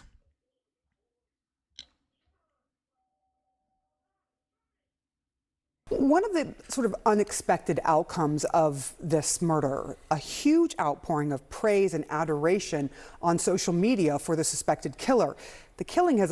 And the fact is, Luigi Mangione actually came from a respected family, a well-to-do family. People are saying, like, his family is actually a wealthy family. That's what people are saying. Like, this guy's family is Gucci. They have senior health living spaces around his community, and it's like, why would he do this? But he's also been complaining about back pain. He had a surgery on his back or something like that, but his family is well to do, so I don't think he is a victim of insurance company or insurance claims, and he was denied because his family is well to do, according to the news. Has unleashed a flood of stories filled with frustration and anger about insurance companies and denied medical complaints. Joining me now is former health insurance company executive Wendell Potter. First of all, when you look at what's happened online, were you in any way surprised at the amount of frankly, hero worship towards the man accused in this killing? I was, because nothing like this has ever happened. So I think it took us all by surprise. I will say, though, I'm not shocked when you stop to think about the rage that people have about health insurance companies in this country. I experienced that even when I was in the industry. We knew, we being other executives, that healthcare people in healthcare in this country do not like health insurance. They know that these companies are in the business to make money, and they've erected barriers that make it increasingly difficult for us to get the care that we need. So people are just speaking out, I think, out of frustration, and it's unfortunate because we've lost a life, and presumably someone, at least what I've heard, who might have been a lone voice within United Healthcare, trying to get the company to be more friendly toward its customers. You mentioned this, but you walked away from a six-figure salary as the former vice president of Cigna back in the early 2000s. What was it, in a nutshell, that made you say, I can't do this anymore? There were two or three things. One, I refer to those barriers. One in particular is refusing to pay for medically necessary care. There was a case involving a 17-year-old girl in Los Angeles who needed a liver transplant, and a medical director for Cigna 2,500 miles away said he didn't think it was medically necessary. The surgery had been scheduled. A liver had been found that was a perfect match for Natalie Sarkeesian, but Cigna said no, it wouldn't cover it. And eventually, Cigna caved to public pressure.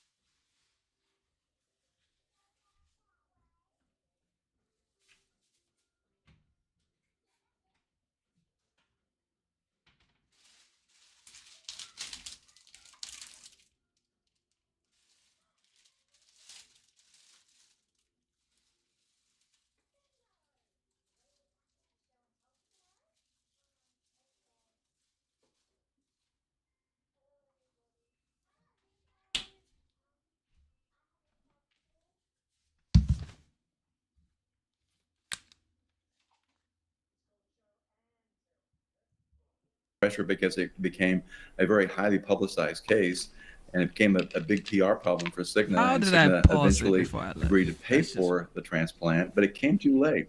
Delays can be lethal, and these companies delay needed care all the time. I promise you, Zyro, I didn't realize I pressed the space bar, bro. Like, what? So I just got a Walmart delivery, and it's like, I got to go to the door, and it's like, man. And that was the case for Natalie Sarkeesian. She died just a few days before Christmas in 2007, and I walked away. There were other reasons. People are being saddled with high out-of-pocket costs. Prior to that, I went to a medical clinic in East Tennessee, near where I grew up in East Tennessee, and people were standing in long lines at a county fair at a free medical clinic waiting to get care that was being provided in barns and animal stalls. Many of those people had health insurance, but they were in plans with high deductibles, and they just didn't have the money in the bank to cover the care that they needed before their insurance would kick in. We pay higher and higher premiums every single year, but one way or another, insurance companies are devaluing our policies, and that's what this rage is all about. I do want to ask you about something that you said to the Senate Healthcare Reform Panel about 20 years ago. You said insurance companies routinely dump policyholders who are less profitable or who get sick as part of their never-ending quest to meeting Wall Street relentless profit expectations. Do you see any changes for the better from back then, about 20 years ago, 2009? Sadly, no. In fact, these companies are making even more aggressive use of prior authorization. They're increasing the out-of-pocket obligations year after year.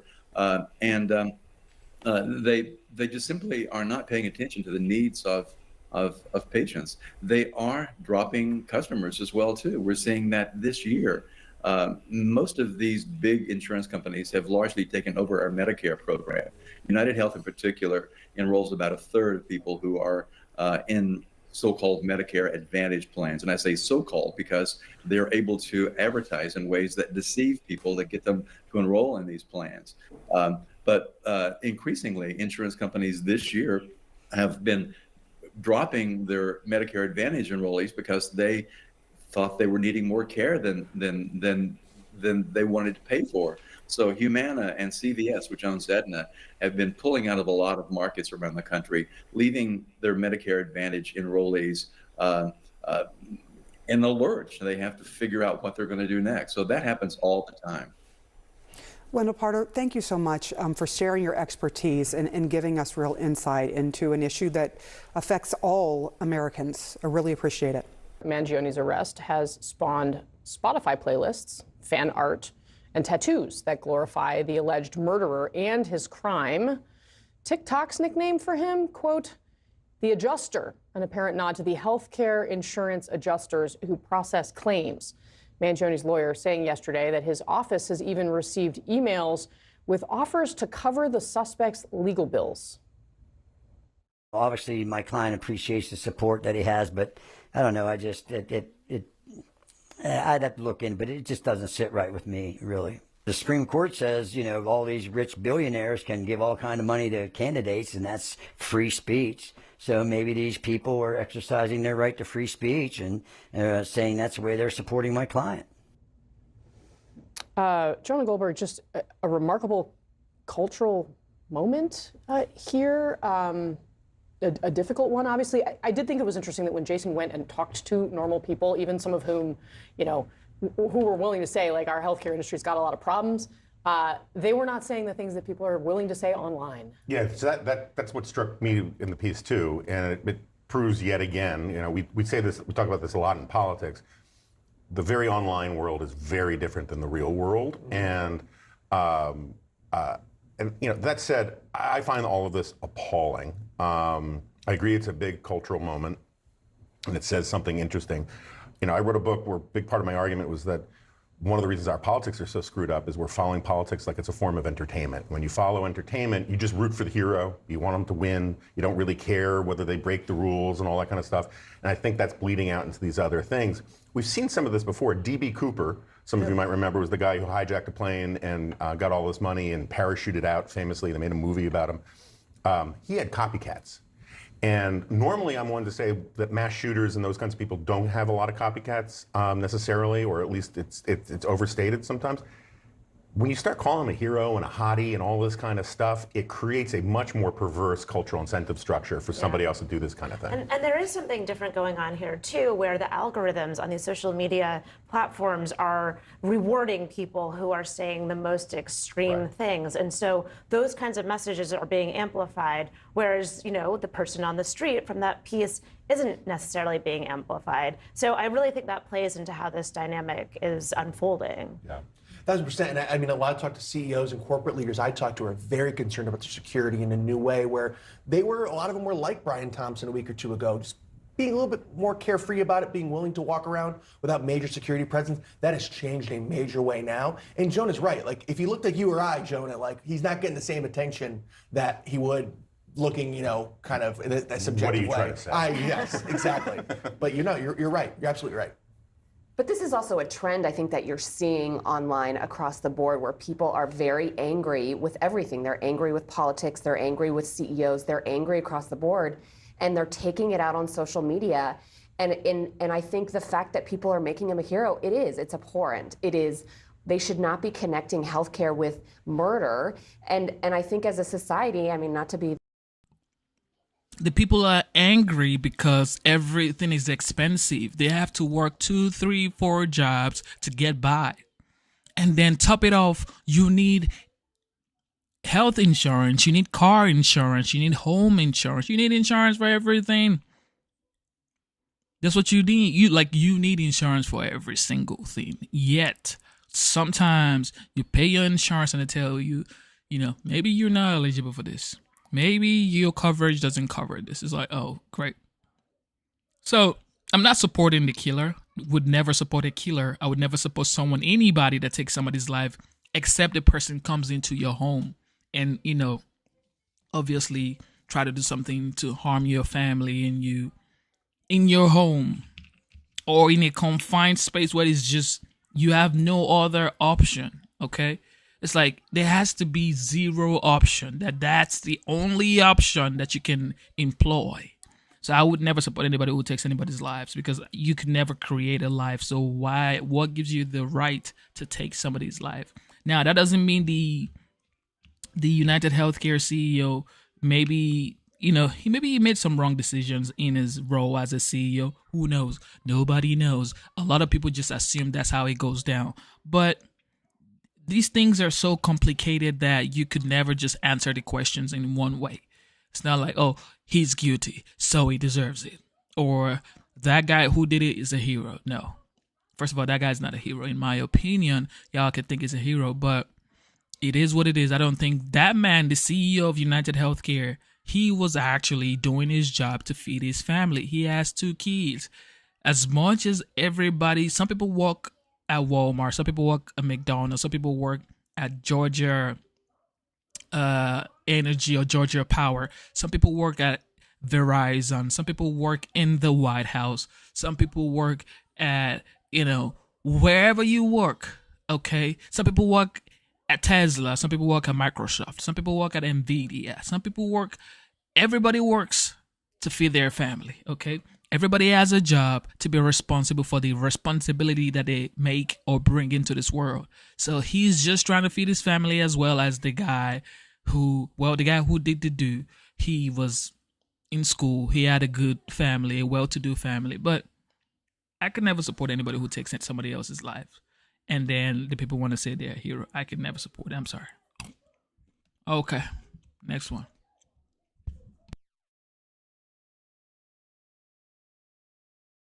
Chilling words tonight from what a law enforcement source says were pages of notes in a spiral-bound notebook made by murder suspect Luigi Mangione, who's now awaiting extradition from Pennsylvania in the murder of United Healthcare CEO Brian Thompson.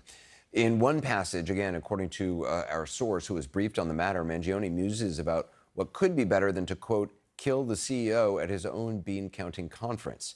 Now, earlier today, his attorney was asked about Mangione's state of mind at the moment. I wasn't looking for impressions. What I was trying to do was form a bond with my client. I want him to trust me, and I want him to be confident that I'm here for him. and I feel that I'm very pleased how that went. As we mentioned before the break, some of his friends describe him dropping off the radar recently. We still don't know much about that. We know more, though, about what came before, and our Gary Tuchman has that. The high school valedictorian, Luigi Mangione, graduating from Baltimore's Gilman School in 2016. So, of course, this guy is a bright boy, smart, well-to-do, a very brilliant mind. And whatever happened to him, if he's the guy, okay? If he's the guy, whatever happened to him that made him do what he did? Whatever happened to him in his mind that made him do what he did, which is put down the United Healthcare CEO. Whatever happened to him? 16, an exclusive private school. The parents here today. First off, sending us to Gilman was far from a small financial investment. Indeed, tuition at the private school was and still is pricey, at almost $38,000 a year today. But murder suspect Mangione had a family with plenty of money. And I was just stunned, shocked, couldn't believe it. Not who you would think of at all. Thomas Moronic Jr. is an attorney who knows the family. The Mangione family is one of the prominent families of Baltimore County. They own a lot of real estate. They own golf courses. They're just a very well-respected name. In this family picture, Luigi Mangione stands third from the left. He is surrounded by his sisters. His father, Louis, and mother, Kathleen, are on the right. In the late 70s, the murder suspect's late grandfather, World War II veteran Nicholas Mangione Sr., and his late grandmother, Mary, started creating a business empire. The grandfather grew up in Baltimore's Little Italy neighborhood. He ended up buying 2 country clubs, started a nursing home company, and bought WCBM Radio, a well-known conservative talk station in Baltimore. Family members also run a family foundation that has nearly $4.5 million in assets, and were longtime benefactors of Loyola University, Maryland. The suspect's father today runs the family business.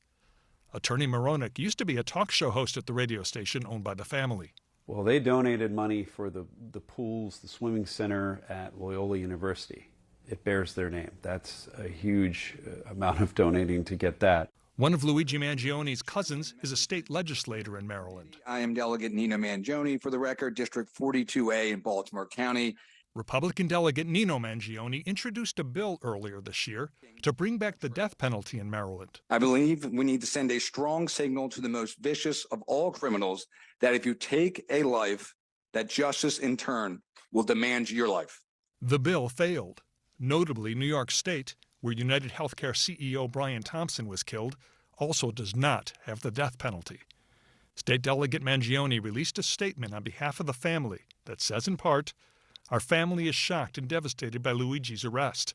We offer our prayers to the family of Brian Thompson, and we ask people to pray for all involved. We are devastated by the news." Luigi Mangione received an Ivy League education, graduating with a bachelor's and then master's degree from the University of Pennsylvania. That, coupled with his family wealth, afforded him advantages most don't have. To conclude his high school valedictorian speech, he said this. It's been an incredible journey, and I simply can't imagine the last few years with any other group of guys. A young man of promise then, an alleged killer now, whose journey into darkness has only just begun. Gary Tuchman, CNN, New York. Some perspective now. Joining us is forensic psychologist Chris Mohandy and CNN senior national security analyst Juliette Kayyem. Juliette, listening to Gary expand on his background. How does that, or how might it fit into the puzzle that investigators are trying to piece together right now? Is this the usual profile for a shooter in this kind of crime? The profiles differ, but the idea that he had a great education and came from privilege, we've had killers like this before, in particular the Unabomber, Kaczynski was Ivy League educated, was quite smart, had a purpose for his killings. So the thing that they're going to try to connect, at least in the investigation, is what happened to lead to this moment? Was it the physical pain that he was in? Was it outside substance substances, drugs, or whatever else? Was it a radicalization process either through books or online? So they're going to be looking at that got him focused on not just hating our healthcare system, but actually hunting down a CEO. Chris, I mean, we've learned the suspect fell out of contact with his friends and family for about 6 months ahead of the alleged killing. What does that tell you? How critical will his actions during that time period be for investigators and just to kind of understand why he did this? I think it's going to be critical to piece together what was going on in those 6 months. The fact that his mom filed a missing persons report November 18th strongly suggests that there was deterioration that they noted. His friends noted that he dropped off the radar.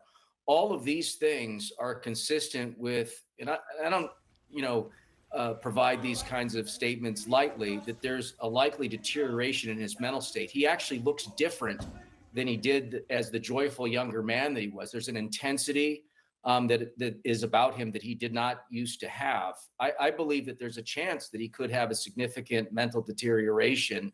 That doesn't change the fact that he had a grievance, that it was likely based in his own personal experience, and then learning about the experiences of others, and then immersing himself in the materials in books that he was reading, Deny, Defend, Delay, or some variant of that, and a couple of other books, as well as his identification with Ted Kaczynski, who was mentioned by our other esteemed guest here, that led him to justify those other statements that were in that alleged manifesto of the parasites had it coming, and then ultimately to prepare, which is, these are the steps that a person goes through to ultimately do and involve themselves in this kind of targeted violence. Yeah, Julia, I just want to play again the incident as he was being led into court today and ask you about it.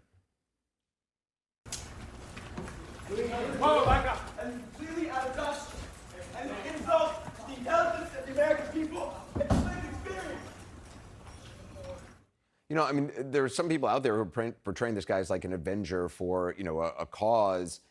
What I don't understand is how much is it just he read stuff and is impassioned and did this, which seems less likely to me than he had some severe mental health issue that then he started to focus on this particular thing through that lens. Yes, or it could be all of the above, that there's mental deterioration, then it's linked to what we understand is a physical ailment. And then this is the key and goes to what he was saying there, then him creating a narrative of why it wasn't just about him, right? And now this is exactly what Kaczynski did. And the ties, the clear ties between Kaczynski and this case, in terms of creating a narrative that the killing isn't just a killing, it's a killing for a purpose. That purpose then elevates the person, right? So they become some sort of cult leader. And remember, Kaczynski also had followers like this. We didn't have the internet or social media, but he had a lot of people who were kind of into him. And we see that now. And the danger of that isn't simply it's wrong, it's disgusting, he murdered and assassinated a person. But then you get into the copycat aspects of this. People who do not have the mental deterioration or the physical deterioration and just decide this is the way forward for whatever I deem as social justice. Yeah. Chris Mahandy.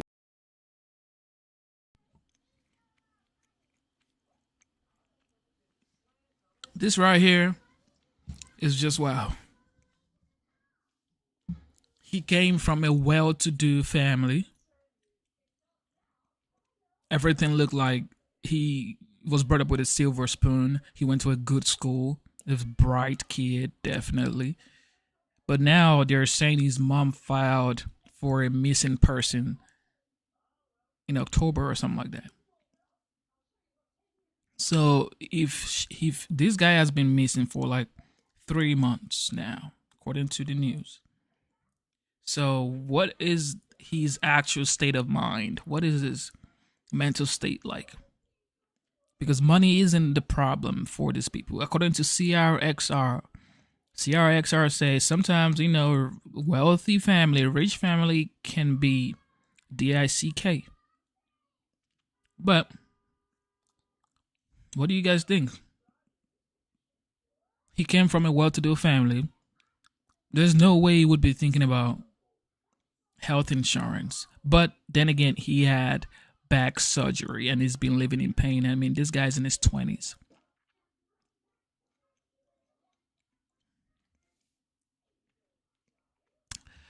Whew. This world is just wild. We just never know. We are just learning fingerprint comparisons made between prints collected at the scene of the Brian Thompson murder compared with prints taken in the arrest process of Luigi Mangione show a positive match. 2 law enforcement officials briefed on the matter have just confirmed to CNN. We're going to have more on that in just a moment. Also this hour, Mangione is still behind bars in Pennsylvania after a judge denied him bail. Before his court appearance, that was yesterday, he yelled and struggled against officers once he turned and saw that the media was standing outside the courthouse. And police now say a notebook that they found on him has a so-called to-do list in it from before the killing, as well as a reported reference to deciding not to use a bomb to target the victim so he would not, quote unquote, kill innocents. Also new this morning, disturbing video of what appears to be wanted posters popping up around New York City for other health executives. All of this as the suspect's lawyer is now speaking out about offers they say they've received to pay from outside to pay for his legal fees. Obviously, my client appreciates the support that he has, but I don't know. I'd have to look in, but it just doesn't sit right with me, really. The Supreme Court says, you know, all these rich billionaires can give all kind of money to candidates, and that's free speech. So maybe these people are exercising their right to free speech and saying that's the way they're supporting my client.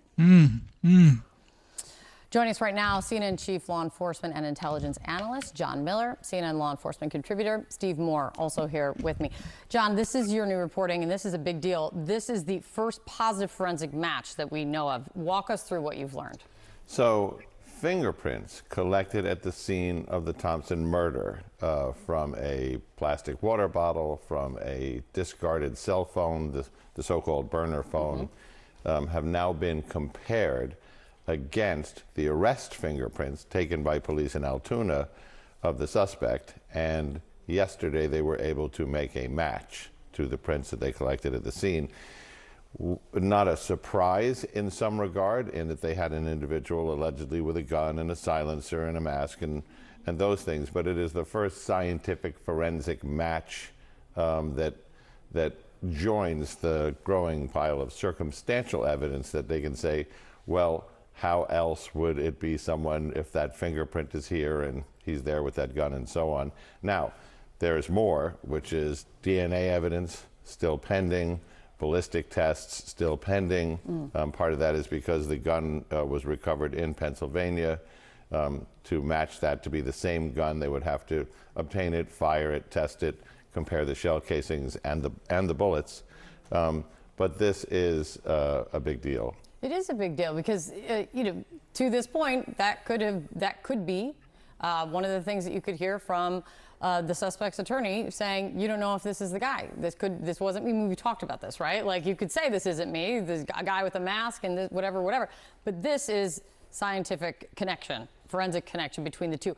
Talk to me more about ballistics. Is it just a logistical kind of obstacle that needs to be overcome in order to get confirmation or not that the ballistics match, do you think? Or, you know, the gun is actually the charge that they are holding him on in Pennsylvania.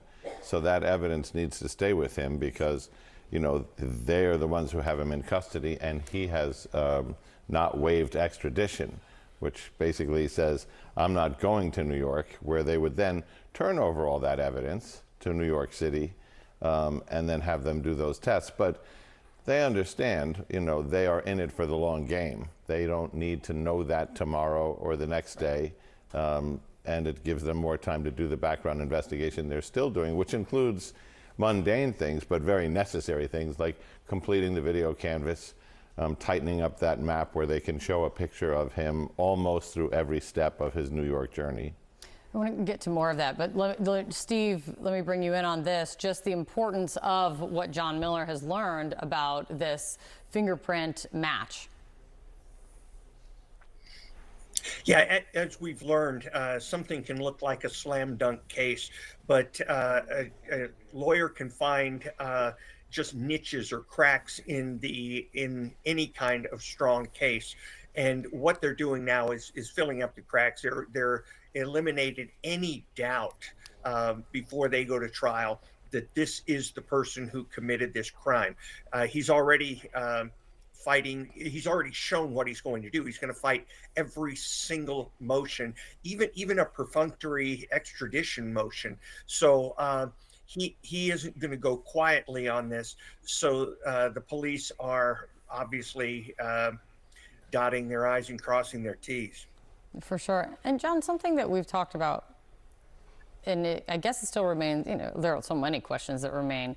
And I'm wondering if this notebook that we're learning more about kind of adds to this picture is, how did this guy know that the CEO was going to be where he was going to be when he was? So, is that where the line of thinking is in investigating how we learn more about that? There are clues. I mean, you know it because you've been by there, but that New York Hilton Hotel takes up, half of a full city block. Yeah. It has doors all the way down 53rd Street and all the way down 54th Street, and a front door and a rear driveway. That's like 20 entrances you would have to cover to know where is this guy going to enter the hotel. But you would also have to know, what if he is going to enter from this side because I have learned he's staying at the hotel across the street? How would you know that? He gives us an oblique reference in the 3-page note that we've loosely called the manifesto, where he says, this wasn't that difficult. It was a combination of social engineering and computer-assisted design, an engineer term, CAD he referred to it as. But I think what he's telling us there on the social engineering side is, this is what people do when they create an email, a spoof email or a phone call saying, I have a delivery, which, where do I bring that, posing as somebody else. He's suggesting that he learned intelligence information on his target by doing that kind of thing. But then when you get out of the note and into the spiral notebook, and he acknowledges this in the note as well. He said, my electronics you're going to find are pretty locked down, but in the spiral notebook you'll see to-do lists and other notes. Some of those notes are theoretical notes about targeting and what is the just way to commit such a crime. He talks about Ted Kaczynski, the Unabomber, and how if he modeled after him, a bomb in a shareholders conference could kill innocent people. Same on the street. But he talks about shooting being the more precise way to take on his target. In one line he says, and what better way? And people say this guy isn't smart. Oh, he's not so smart. Come on. Look, he's smart. He knew deep down that he didn't want to do the bomb issue because that's going to kill a lot of people. So he wanted something precise. And people are going to say this guy is not brilliant. I think he's brilliant. Okay. And the United States, whoever is in charge of the police force or whatever, need to learn something from this boy because he's a young boy. It took them like 3-4 days to actually find a suspect because he's still a suspect at this point. He's not 1000% the person, but it's looking like he may be the person, but he's still a suspect at this point. They're saying his fingerprint matches the fingerprint they found on the gun, but it's still a suspect. So there may be a lot that could be learned from this guy that they're saying is not smart. He's smart. To take out the CEO than to shoot him at his own, quote, bean counters conference. Yep. An investor conference is exactly what you could say that is. Right. And Steve, what do you think? There's so much that is coming out. I mean, this reporting from John is most significant about the forensic that they're now positively IDing. What questions do you have that remain now, Steve, and where you would say, leaning on your experience with the FBI, where you think this investigation focuses a lot of its energy now? Well, you've got a lot of the basic building blocks of this case already being nailed down. What I'd want to do is shore up the areas where you don't have direct knowledge yet, or at least they haven't said they have direct knowledge of the shooter's actions. For instance, before a shareholders conference like this, they're going to be setting up for about a week. They're going to do rehearsals and speeches and stuff. I would want to know where he was. We have cameras and everything on the day of shooting, but I'd like to see cameras around the entrances and find out whether Thompson did the same thing for several mornings, or whether maybe somebody in the hotel actually provided him information. I suspect he went a week early, and I suspect he was doing canvassing and surveillance that entire time. It's interesting when you talk about that, because that's the backward building of this video canvas. He comes in on the 24th. That's like 10 days before the actual shooting. And where they have tracked him is he comes out of the Port Authority bus terminal and does not go to check into the hostel where he's going to stay. He goes straight with all of his bags to the Hilton Hotel, and he starts doing those walkarounds. But they also have him in a McDonald's, which we now know, I guess, was his preference for hanging out. I was going to say his preferred. And that's the thing, like, if this guy is so smart, why would he not wear a glove? Like, at least like a little, I don't know, something that just not indicates his fingerprint to put the bullet in. I mean, according to Arbardo says they probably got his fingerprints when on the bullet because he probably wasn't wearing the gloves when he put the bullets in the gun. And that may be true. However, it's like this guy was smart enough to actually prepare himself, get down to business, and then he didn't know not to disclose his fingerprint. It's just too many fishy situation going on right here. But I'll let y'all put your comment in the chat and let's see what's going on. It's a little fishy, but let's see what time it is. Brian Todd is joining us right now. Brian, all of this is deeply troubling for corporations worried about the security of their top executives. Right, Wolf, and the security posture for top corporations has changed dramatically since the shooting. And that's happening at the same time that support for the suspect has grown so much that it's translated into marketing opportunities. A banner hangs on a Baltimore overpass reading "Deny, Defend, Depose." Those words, which police found on shell casings near where United Healthcare CEO Brian Thompson was gunned down, are now appearing on merchandise for sale online. The phrase could be linked to a 2010 book critical of the healthcare industry titled "Delay, Deny, Defend," which has risen to #2 on Amazon's nonfiction bestsellers list. It's just shocking to me that we have seen this level of public outpouring of support for what is essentially a cold-blooded public execution. Amazon, in my opinion, is just like November 5th, okay? Because a lot of people connect Daniel Penny to Trump. And, Jesse Walters from Fox News said Daniel Penny should get a congressional golden medal. And he believes that Trump should invite him over to the White House and, honor him for being a Marine and also a Marine veteran and also like helping people on the train. Same thing goes here, guys. Trump was indicted by Alvin Bragg and all these people who wanted to take him down. And he was convicted of what? How many counts? All right. How many counts of felony? But guess what? The people proudly spoke and said, you know what? We're not going for all that BS. You guys went after this guy. You went after this guy's house. You went after him. And you went to his house. FBI went to his house.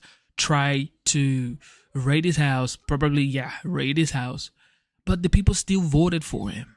The people voted for the OG, the legend, the Don, the 45th, now the 47th president-elect. They voted for him. So none of those indictment, conviction, or whatever is going to actually matter now because the people spoke. 76 million people plus voted for him. He won all swing state. He won the Electoral College, and he won popular votes. Okay, so now the same thing goes for this guy. The people are saying that the media is saying majority of the people they've spoken with, the social media algorithm that have seen, like posts and all that stuff, he's trending towards people saying he's a hero or he did the right thing. That's what people are saying. People are saying that this guy may have done the right thing by dropping the CEO for United Healthcare. That is to tell you that there's something incredibly wrong with something. There's something incredibly wrong with the healthcare situation in the United States.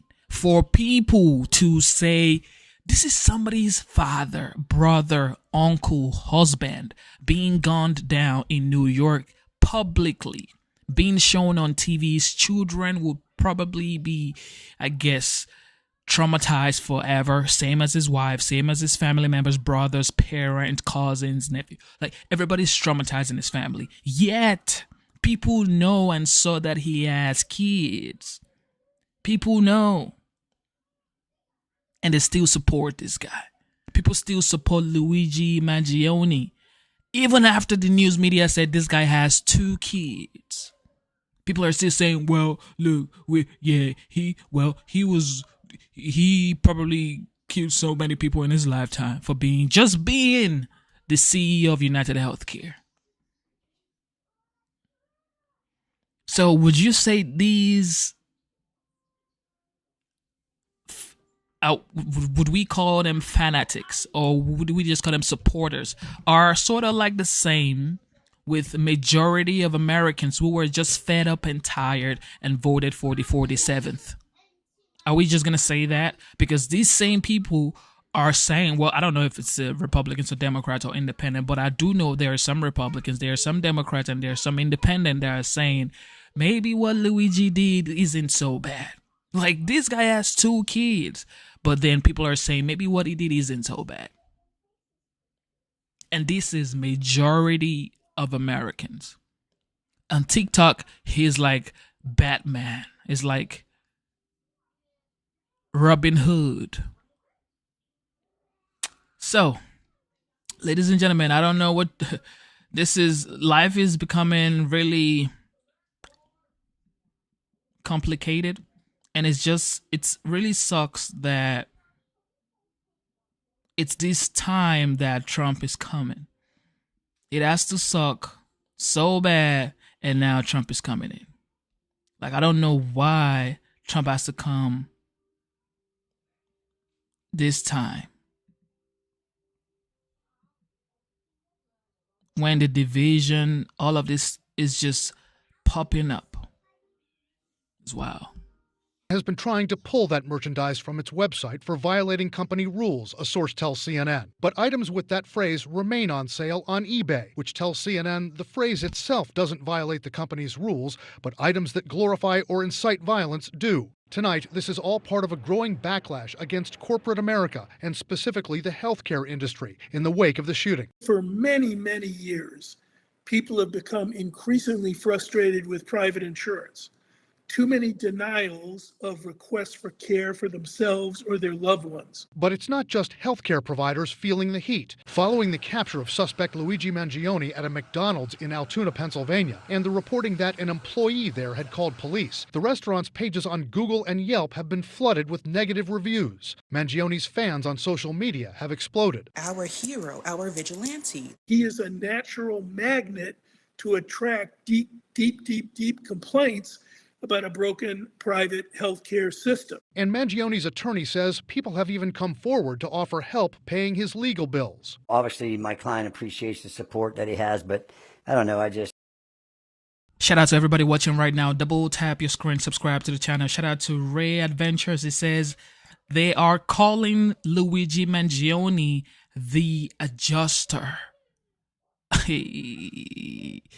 They're calling Luigi, who took a father's life, a husband's life, the adjuster. He is the adjuster according to these people on social media. So now, are we going to say that's like millions of people are wrong? Because it's the same way with the 47th election. So we're going to say 74 million people were wrong because what?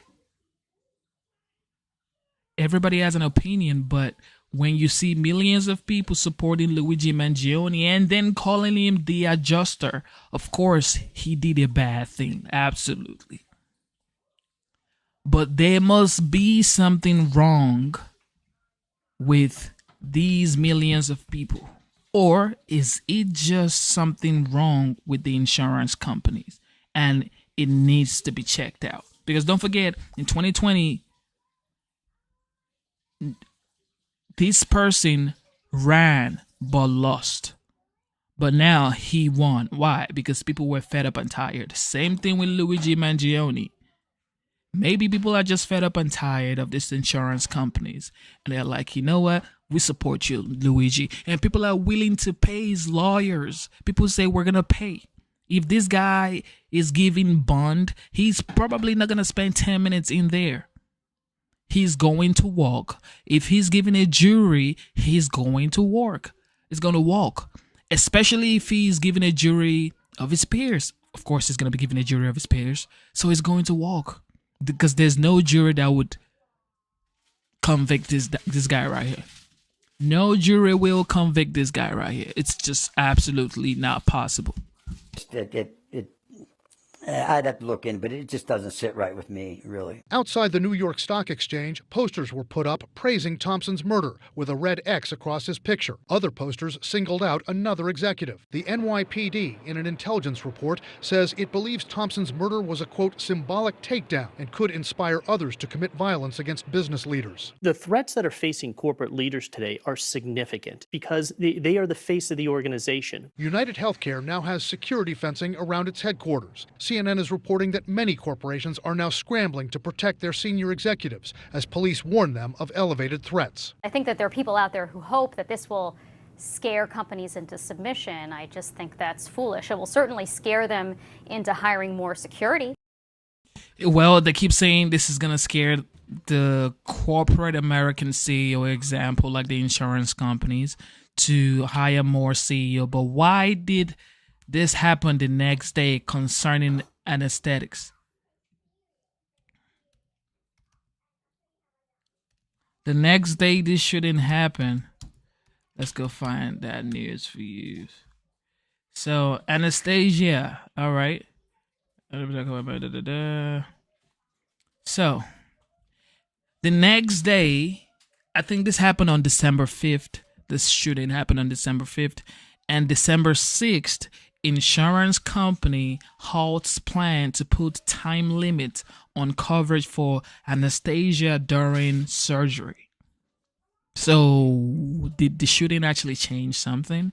Because this happened the next day after the shooting, okay? So United Healthcare CEO is being gunned down in New York, and the next day, insurance company in the United States, okay, halts plan to put time limits on coverage for anesthesia during surgery. I don't know, guys. I don't know. Do I support this? Absolutely not. I don't support anybody who does something bad, even for a good reason. Because at the end of the day, you can't, too bad can't make it right. Or whatever that saying is, too, whatever. Okay. But everybody is going to do what they have to do to fulfill whatever ideologies they have in their heart or their mind. That's just wild. One prominent corporate security firm told CNN that within the first 36 hours of the shooting of Brian Thompson, they received 70 requests from companies for added security for executives. A top official of that security firm telling us it is a huge wake-up call, that the mood changed dramatically in a very short period of time. Very worrisome indeed, Brian Todd. Thanks for that report. Let's discuss what's going on with Kevin O'Leary. He's an investor on the television show Shark Tank and the chairman of O'Leary Ventures. Kevin, thanks so much for joining us. You said this outrage towards health insurance companies should be a major wake-up call for them. But if their incentives are to grow their profits, sometimes at the expense of people's health, do you trust them to meaningfully reform? I think they have to. I mean, this is quite a backlash. This is the power of social media. Corporations saw this first in the Anheuser-Busch Bud Light case, where they lost $6 billion worth of market cap in 6 weeks. They'd never seen that before. This is occurring because people are frustrated with the appeal process in all health insurance. And so what the executives have to do at United Health, and frankly the whole industry, is appeal to reality and say, look, it's on us now. We understand you're unhappy. I mean, this murder, this assassination is horrific. There's nothing good to be said about that, and there's lots of problems with it. But at the end of the day, what it's leading to is the frustration of the users of healthcare, and everybody's affected by healthcare. They should be coming out now saying, look, we get it. We have families too. We're people. We have children.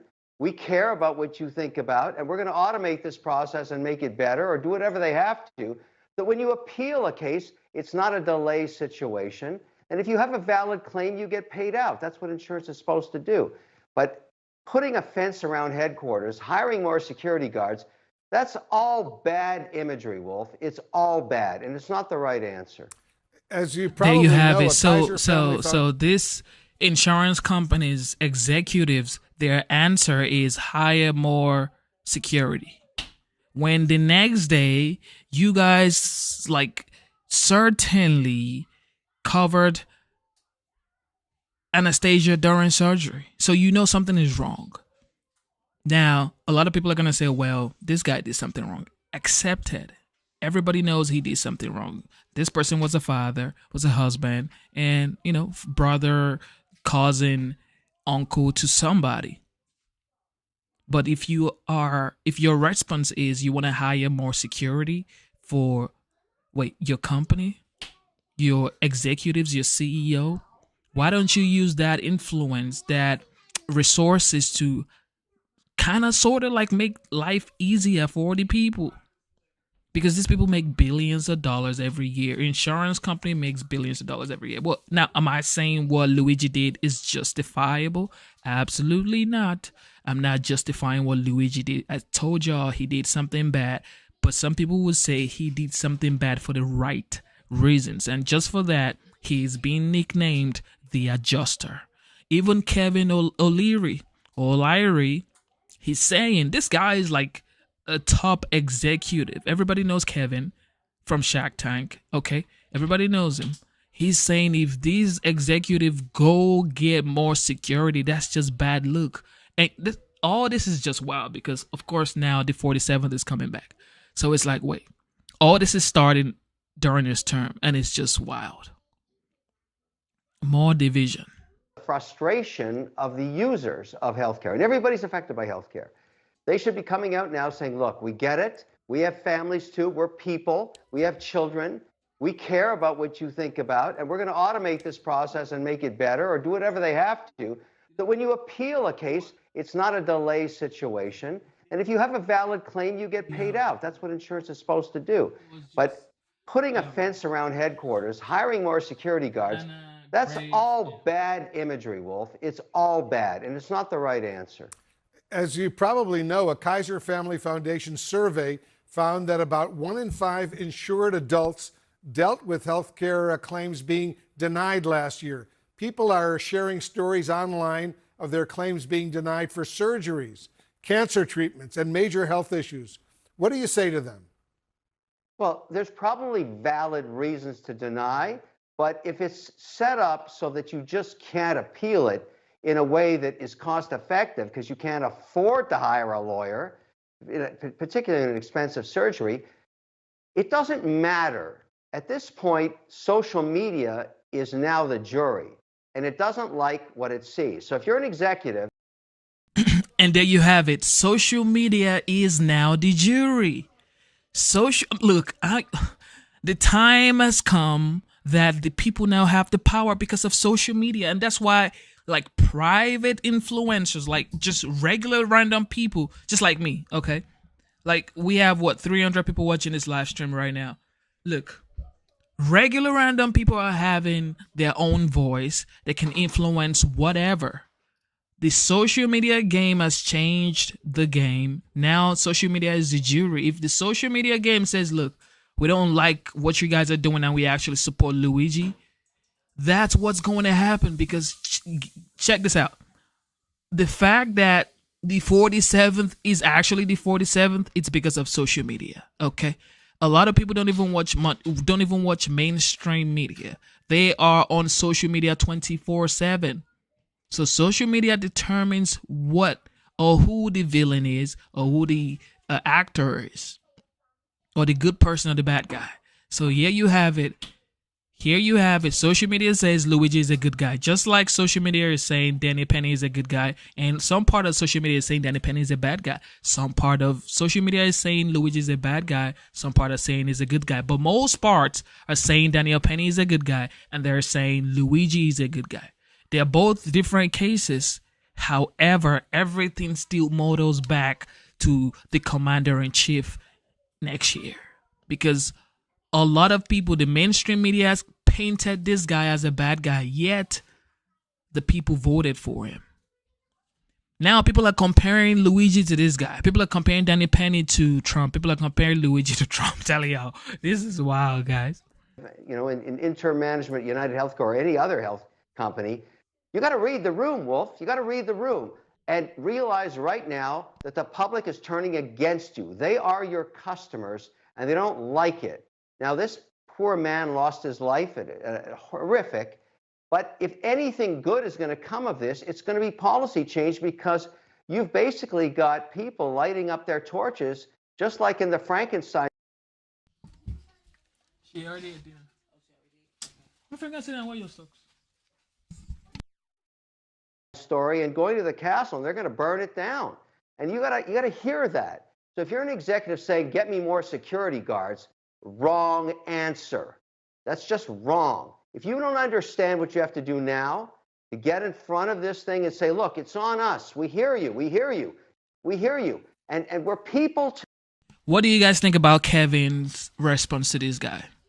Do you think the insurance company should come out and say, "Okay, what Luigi did is bad. It should face the full extent of the law.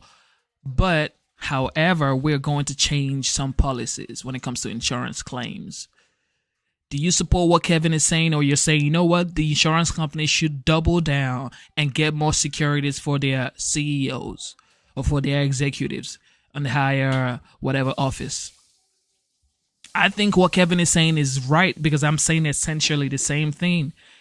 People are supporting Luigi because they are dissatisfied with insurance claims or insurance companies, especially healthcare.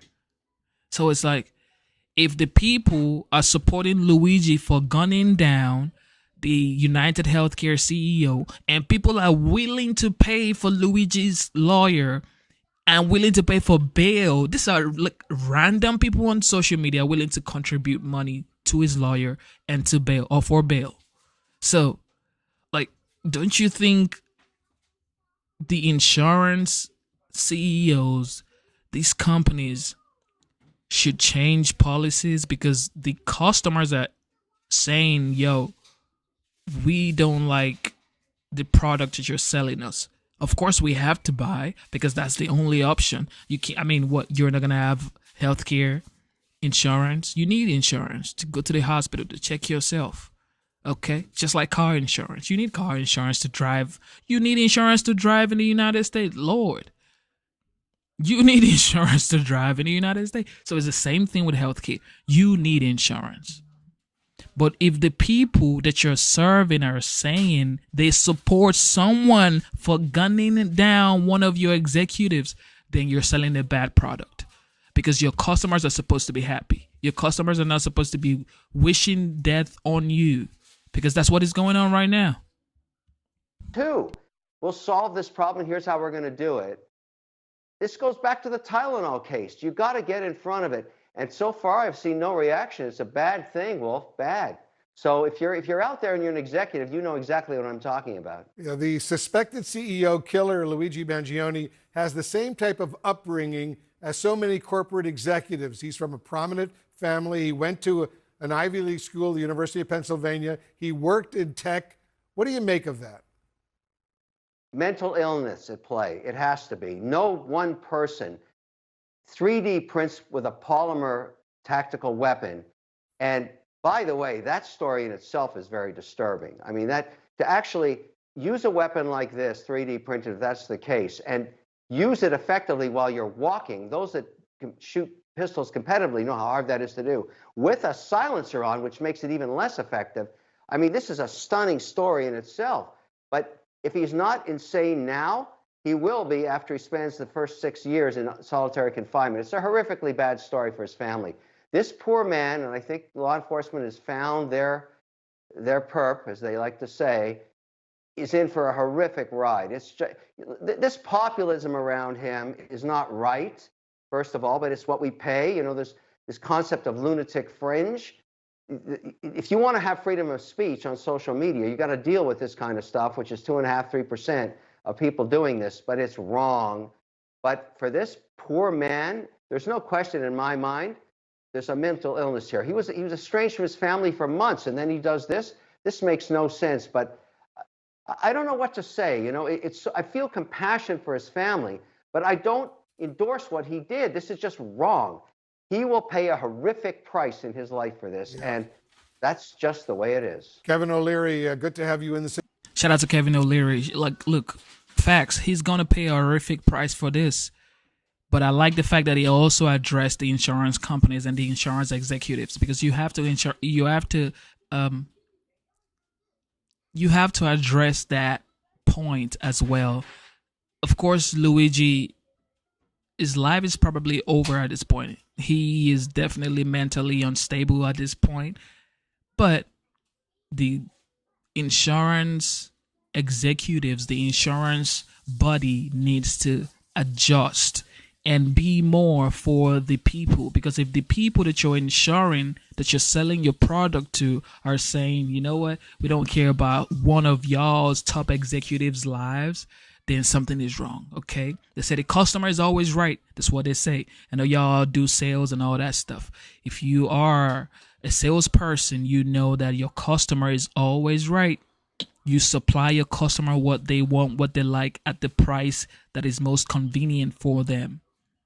And if the news is insurance companies are making hell of a profit, billions and billions and billions of dollars, in some cases trillions of dollars, so it's like the people are fed up, and that's why they're supporting Luigi over a top executive in the insurance company, and that's just sad.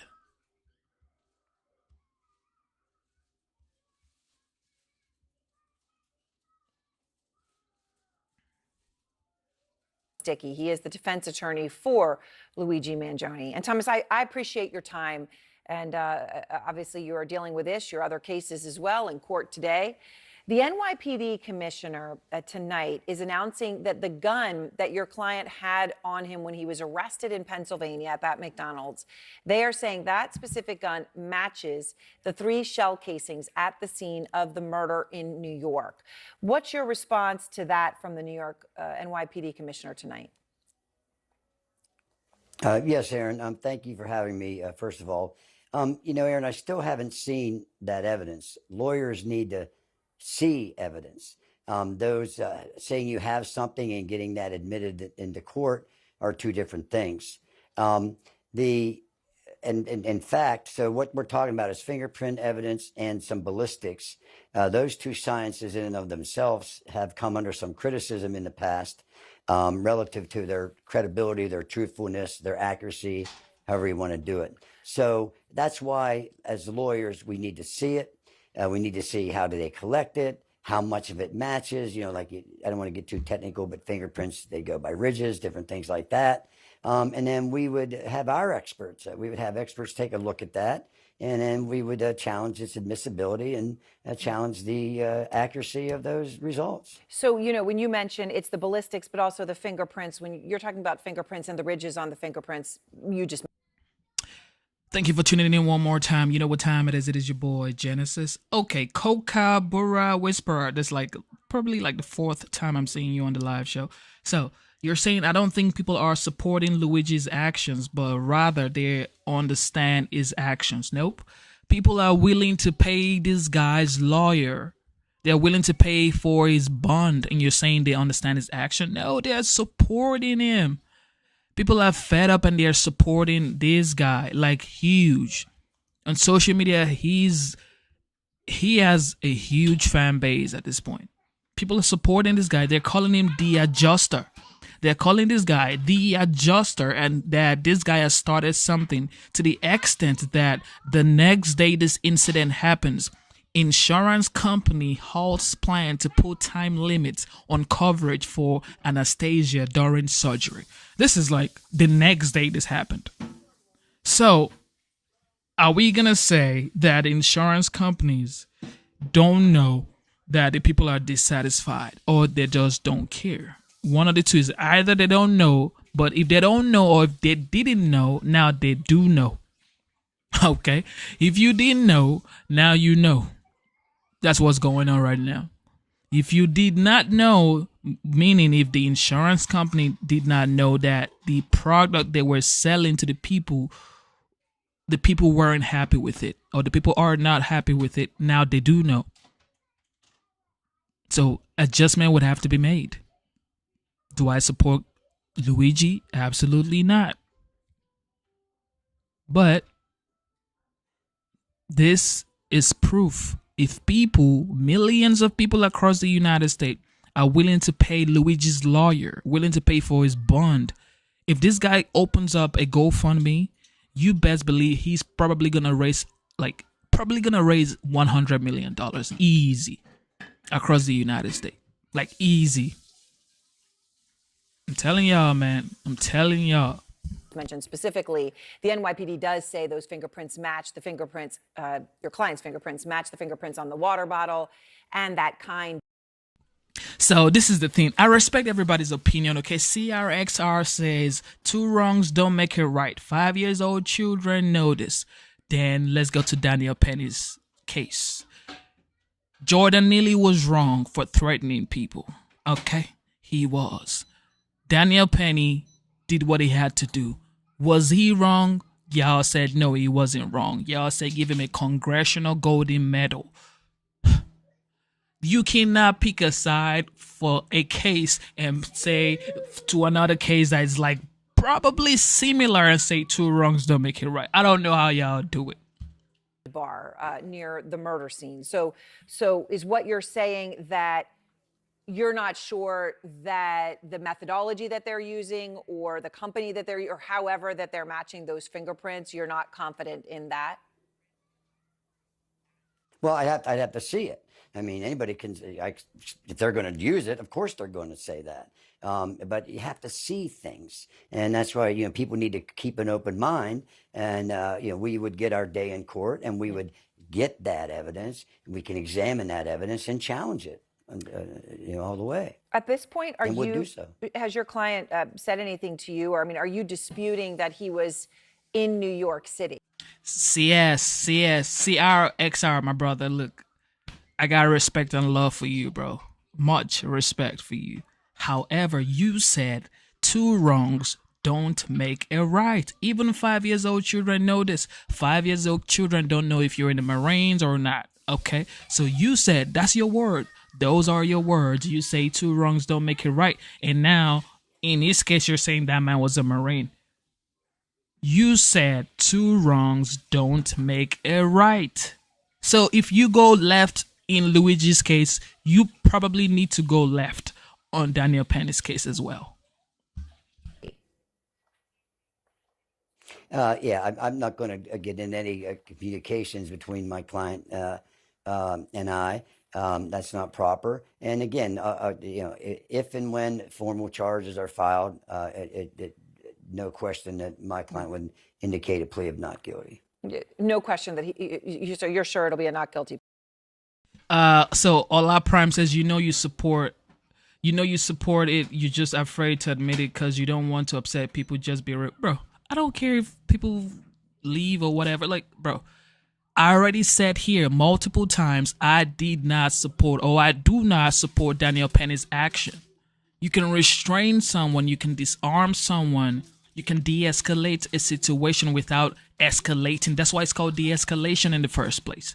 But you guys said he deserves a congressional golden medal. And I said, fine, you have your own opinion. I did not support Daniel Penny on the subway, okay?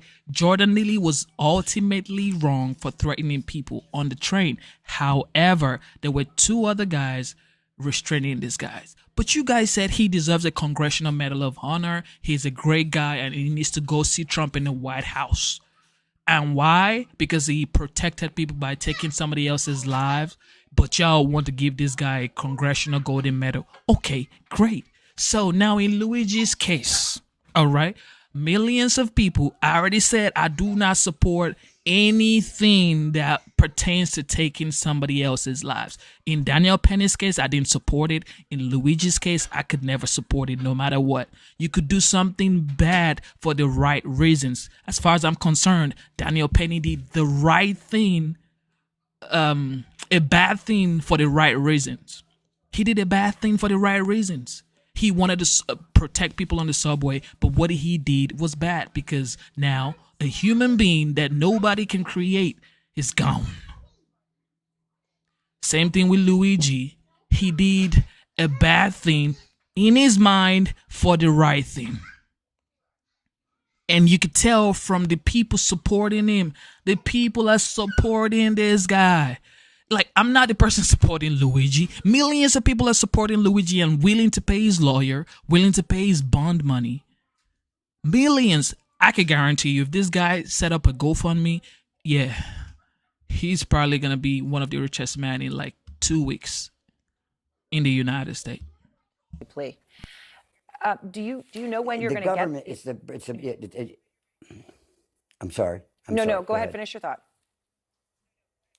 Yeah, the burden of proof is always on the government, okay? So, again, people forget that he and any other person charged with a crime is presumed innocent. That means we start off square one with a presumption of innocence of him being innocent. And the rest then follows, and then we challenge the evidence and contest it and battle it out in court where it belongs. Right. Well, it's important, though, that, you're indicating there's no question that he would have a... CR, I already told you, bro. CRXR, he is wrong, bro. Luigi, was Luigi wrong? Absolutely wrong. But what's up? What about the millions of people saying he is their hero? Just like people were saying this other guy was a hero to them.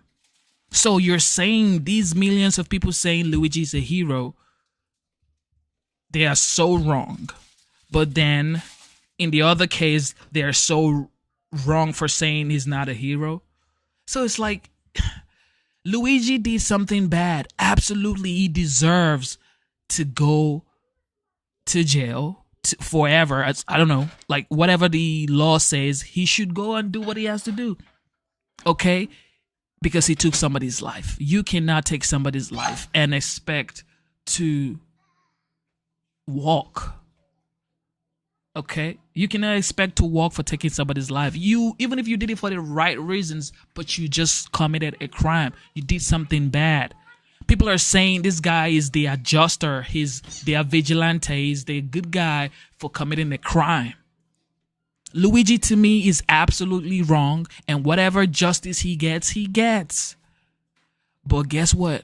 Millions of people are laughing, are posting on social media and saying these insurance companies have done or have gotten what they deserve. I'm not the millions of people laughing and saying this executive are gonna get what they deserve. And people are wishing for more Luigi. It's like people are wishing for more Luigi, guys.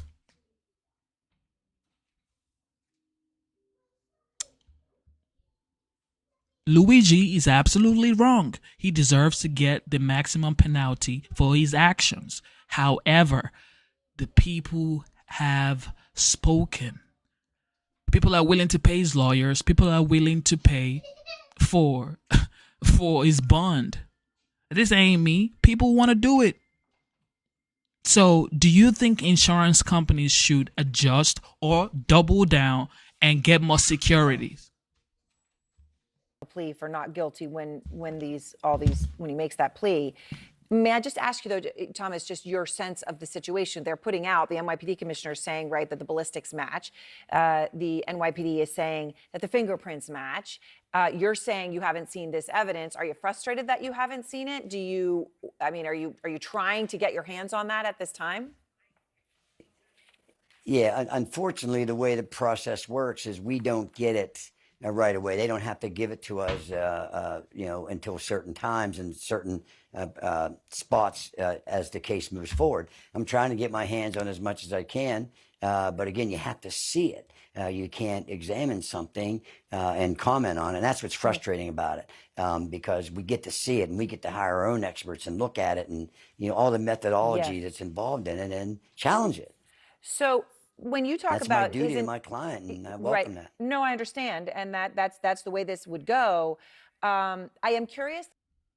Okay, this is what I like. This is why I like streaming and I like talking to everybody. And I'm so glad and happy and fortunate that people actually want to listen.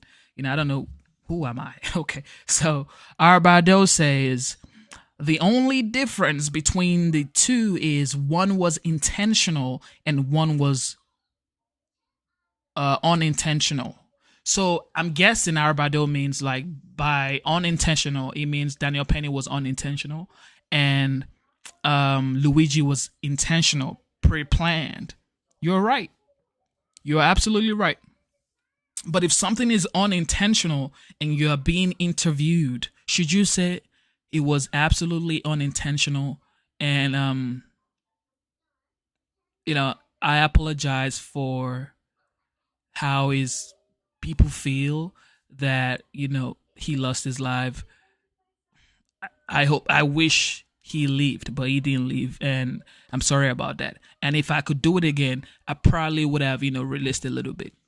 But you guys watched Daniel Penny's interview. He said if he could do it again, he would do it again.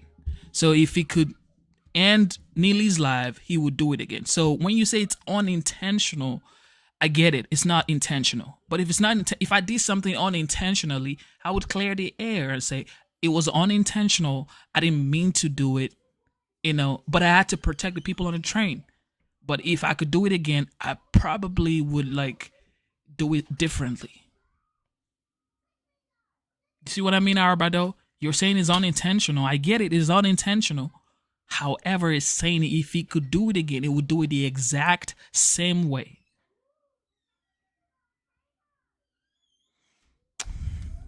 So I know that when you've talked about his mental health, such that you've interacted with him so far, especially in the context of the rage that he displayed yesterday when he showed up at court, you said that he, from what you could see, he's able to make quote unquote knowing decisions. So it just seems to me, and I don't want to get ahead of it, but it seems to me very clear that what you're saying is that you are going to plead not guilty, not guilty by way of insanity or anything like that, just a plain and simple, clear not guilty. Yeah. So first of all, about this outrage, he's irritated, agitated about what's happening to him and what he's being accused of. Shout out to CR, bro. CR. Yo, this is public announcement. Okay, CRXR. He already said he's not even drinking yet, so CR is definitely in his right mind. So CR said, "Look, I get that you're on that." Okay, I get it. You're the one that's confused, Luigi. Two wrongs don't make it right. Daniel Penny protected women. One bad, one good. So one is bad, one is good, according to CRXR. But women are saying Luigi has protected them. Don't you get what's going on, CR? Women are saying that Luigi is their hero. They're calling this guy. They're saying this guy has changed. Probably changed insurance companies forever. In the United States. Women, pregnant women, mothers, grandmas, they're watching this and saying, that's my hero right there. It's on social media, bro. Go on TikTok. Just type Luigi, bro.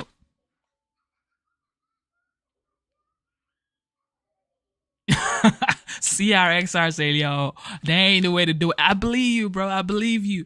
And I don't support or condone Luigi's action. Never will I condone it. He deserves the full extent of the law. But this just shows you what people would support and what people would not support when it's convenient for them. That's why I'm always saying my own truth when it comes to any situation. I'm never going to go with the crowd. Even if all my people say they go with the crowd or they believe that person was wrong or that person was right, I'm still going to say what I believe, because at the end of the day, everybody's going to say what's convenient for them. A lot of people are saying Luigi's right because they see everybody is saying Luigi's right.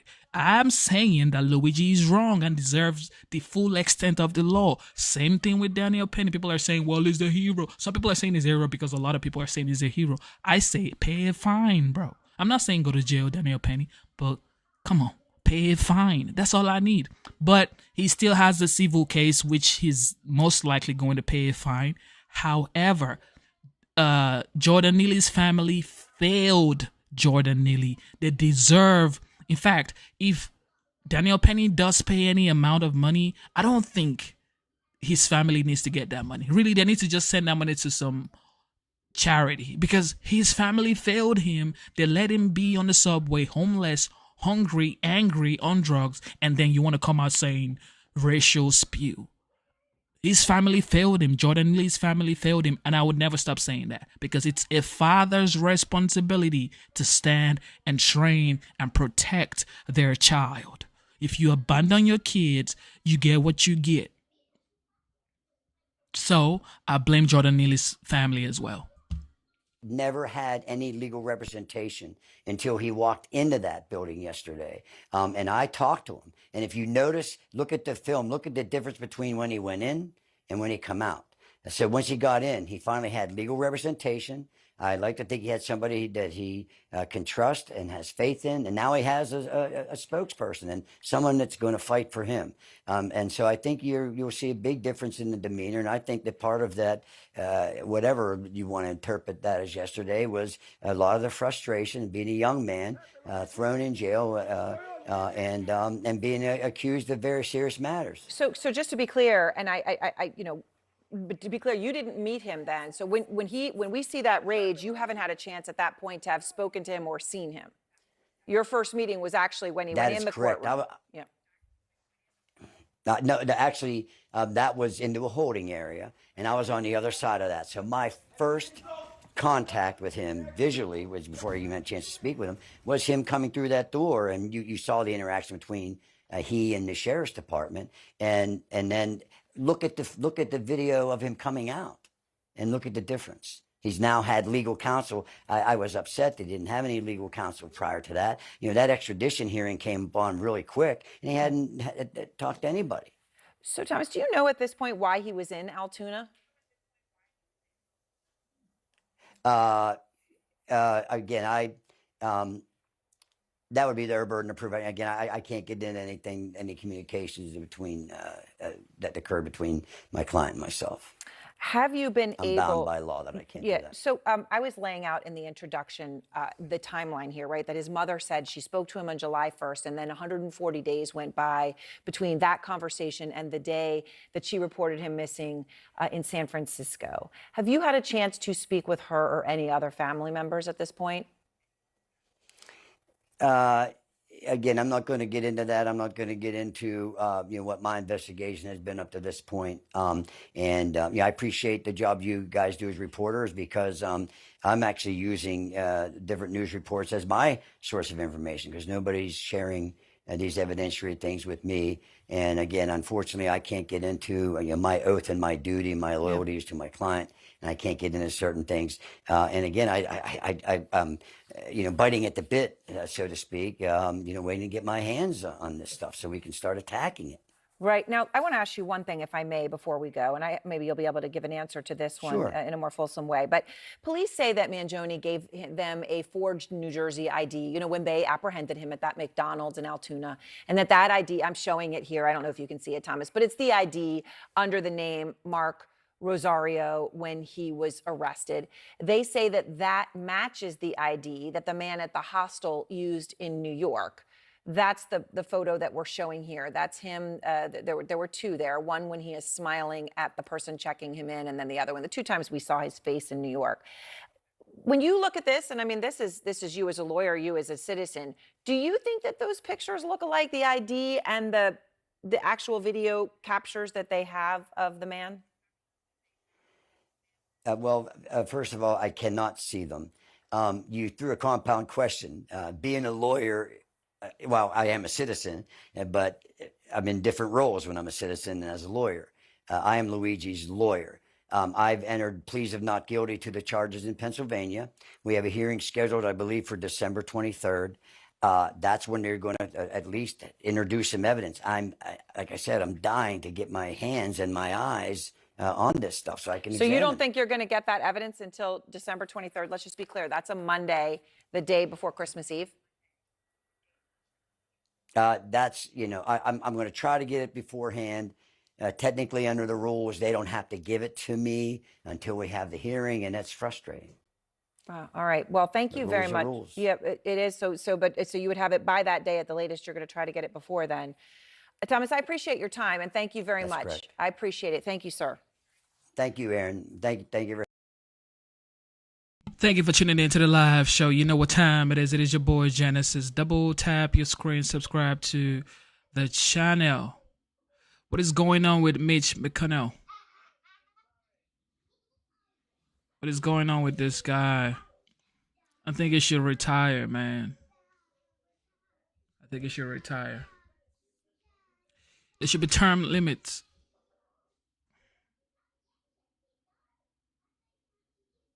There should be term limits. He's so old, he's falling down and stuff. Man, Jesus. Mitch McConnell needs to retire, guys. He needs to retire. Ladies and gentlemen, I'm going to play you guys a video. This is what people are saying concerning Luigi. Right here.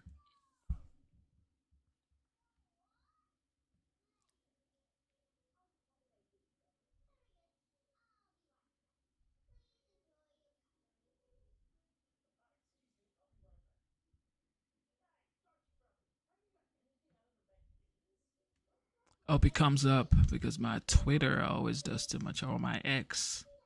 Also, Tesla has gone up to the moon, guys. Tesla is $420. Isn't that wild? $420 per share. Isn't just look? That's just wild. Tesla was like, what, one something early this year or two something. Now it's $420. $420 per stock. Yeah, that's wild. Okay, so there you have it.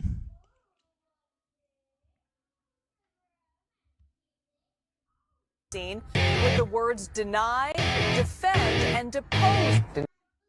Law enforcement. So there you have it.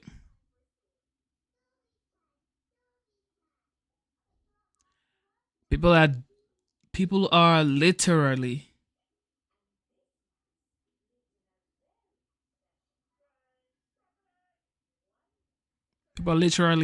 tattooing Luigi on their body.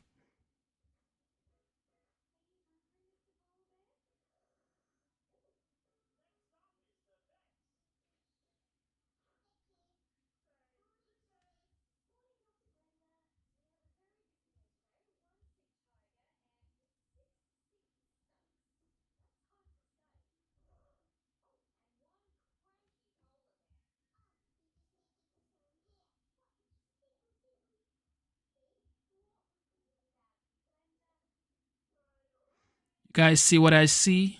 People are literally tattooing this guy on their body.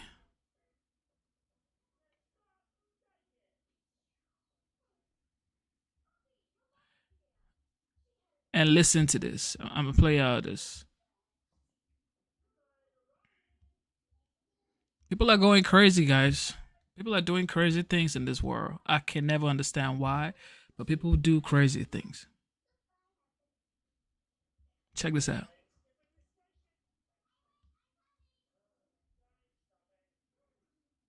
So Piers Morgan interviewed this lady, and she said she felt joy after what Luigi did. She's actually like a media person. why I felt, along with so many other Americans, joy, unfortunately, because it feels like I do believe in the sanctity of life. And I think that's why I felt, along with so many other Americans, joy, unfortunately, because it feels like. Serious? I mean, joy I at a guess I would man's say execution? maybe not joy, but certainly not empathy. Because again, We're this is a watching man the footage. responsible for How can death. this make you joyful? This guy's a So, husband, Piers, he's a like father, billions, and he's being and gunned so are down in the middle of Manhattan. so are Why the does that tens make of you thousands joyful? of Americans that he murdered. So are the tens of thousands of Americans, innocent Americans, who died because greedy health insurance executives like this one push policies of denying care to the most vulnerable people. And the many millions of Americans that have watched people that I care about suffer and in some cases die because of lack of health So care. should they all be killed then? Should they all be killed, these healthcare executives? Would that make you even more joyful? No, that would not. But why not? And Why are you laughing? I think because it wouldn't fix the You seem to system. find the whole thing system- hilarious. I find your question A funny. bloke's been murdered in the street. I don't find it funny at all. I don't find it funny that tens of thousands of Americans die every year and because they are denied life-saving health care from people like the CEO. Now, I want to fix the system. You're right. We shouldn't be going around shooting each other with vigilante justice. No. I think that it is a good thing that this murder has led to America, or really the media elites and politicians in this country paying attention to this issue for the first time. You mentioned you couldn't understand why somebody would feel this reaction when they watched a CEO die. It's because you have not dealt, it sounds like, with the American healthcare system in the way that millions of other Americans have. I've dealt with the healthcare system in various ways in America. I don't think it's perfect by any means, but the idea that I would view it as something. Have you been denied life-saving hang on. The treatment? idea that I would view it as something joyful that a man has been, who's just a healthcare executive, has been executed in the street, I find completely bizarre.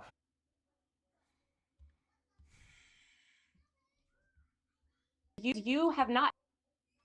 There you have it, guys. I'm telling you. A lot of leftists, a lot of independent are saying this is this is total BS as far as I'm concerned. What she's saying is total BS.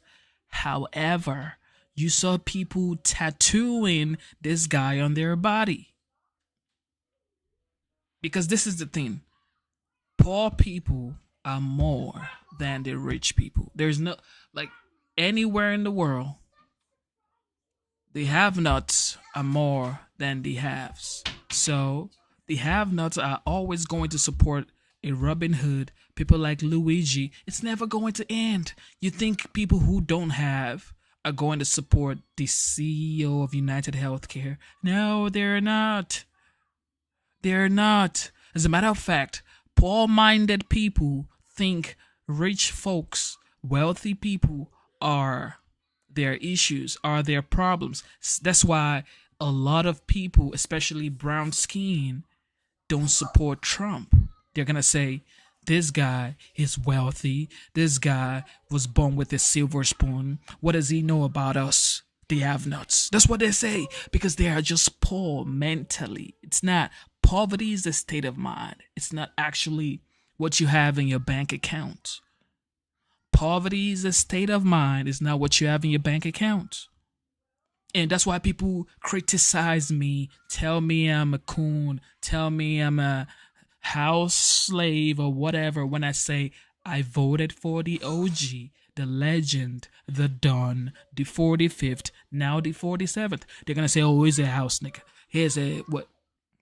He's a coon, guys. That's what they say. Because poverty is a state of mind, people. It is a state of mind. So, guess what? The people are going to support Luigi. The people are going to support... There's nothing you can say. The people are going to support Luigi. There is nothing you can say. Because a lot of people are going through life hard.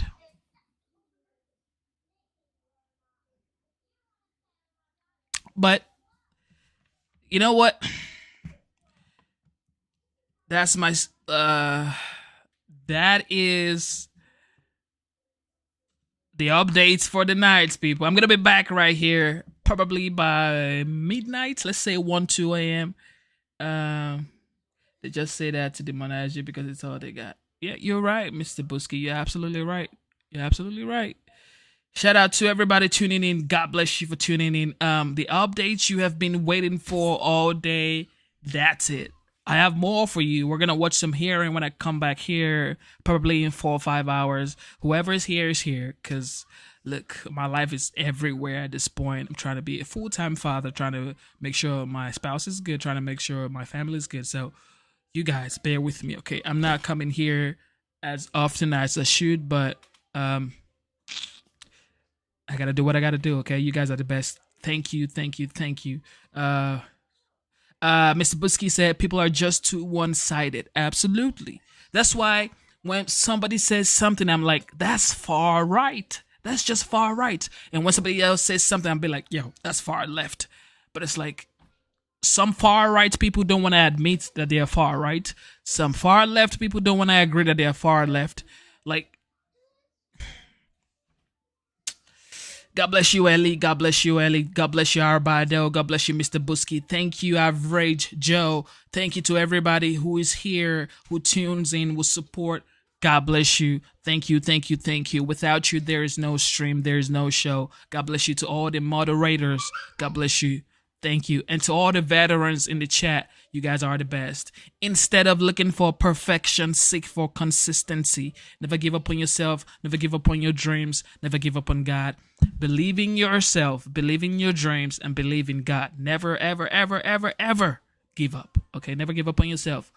Stay strong. The future is bright. Let's get it. It is your boy Genesis, and I am signing out of the premises.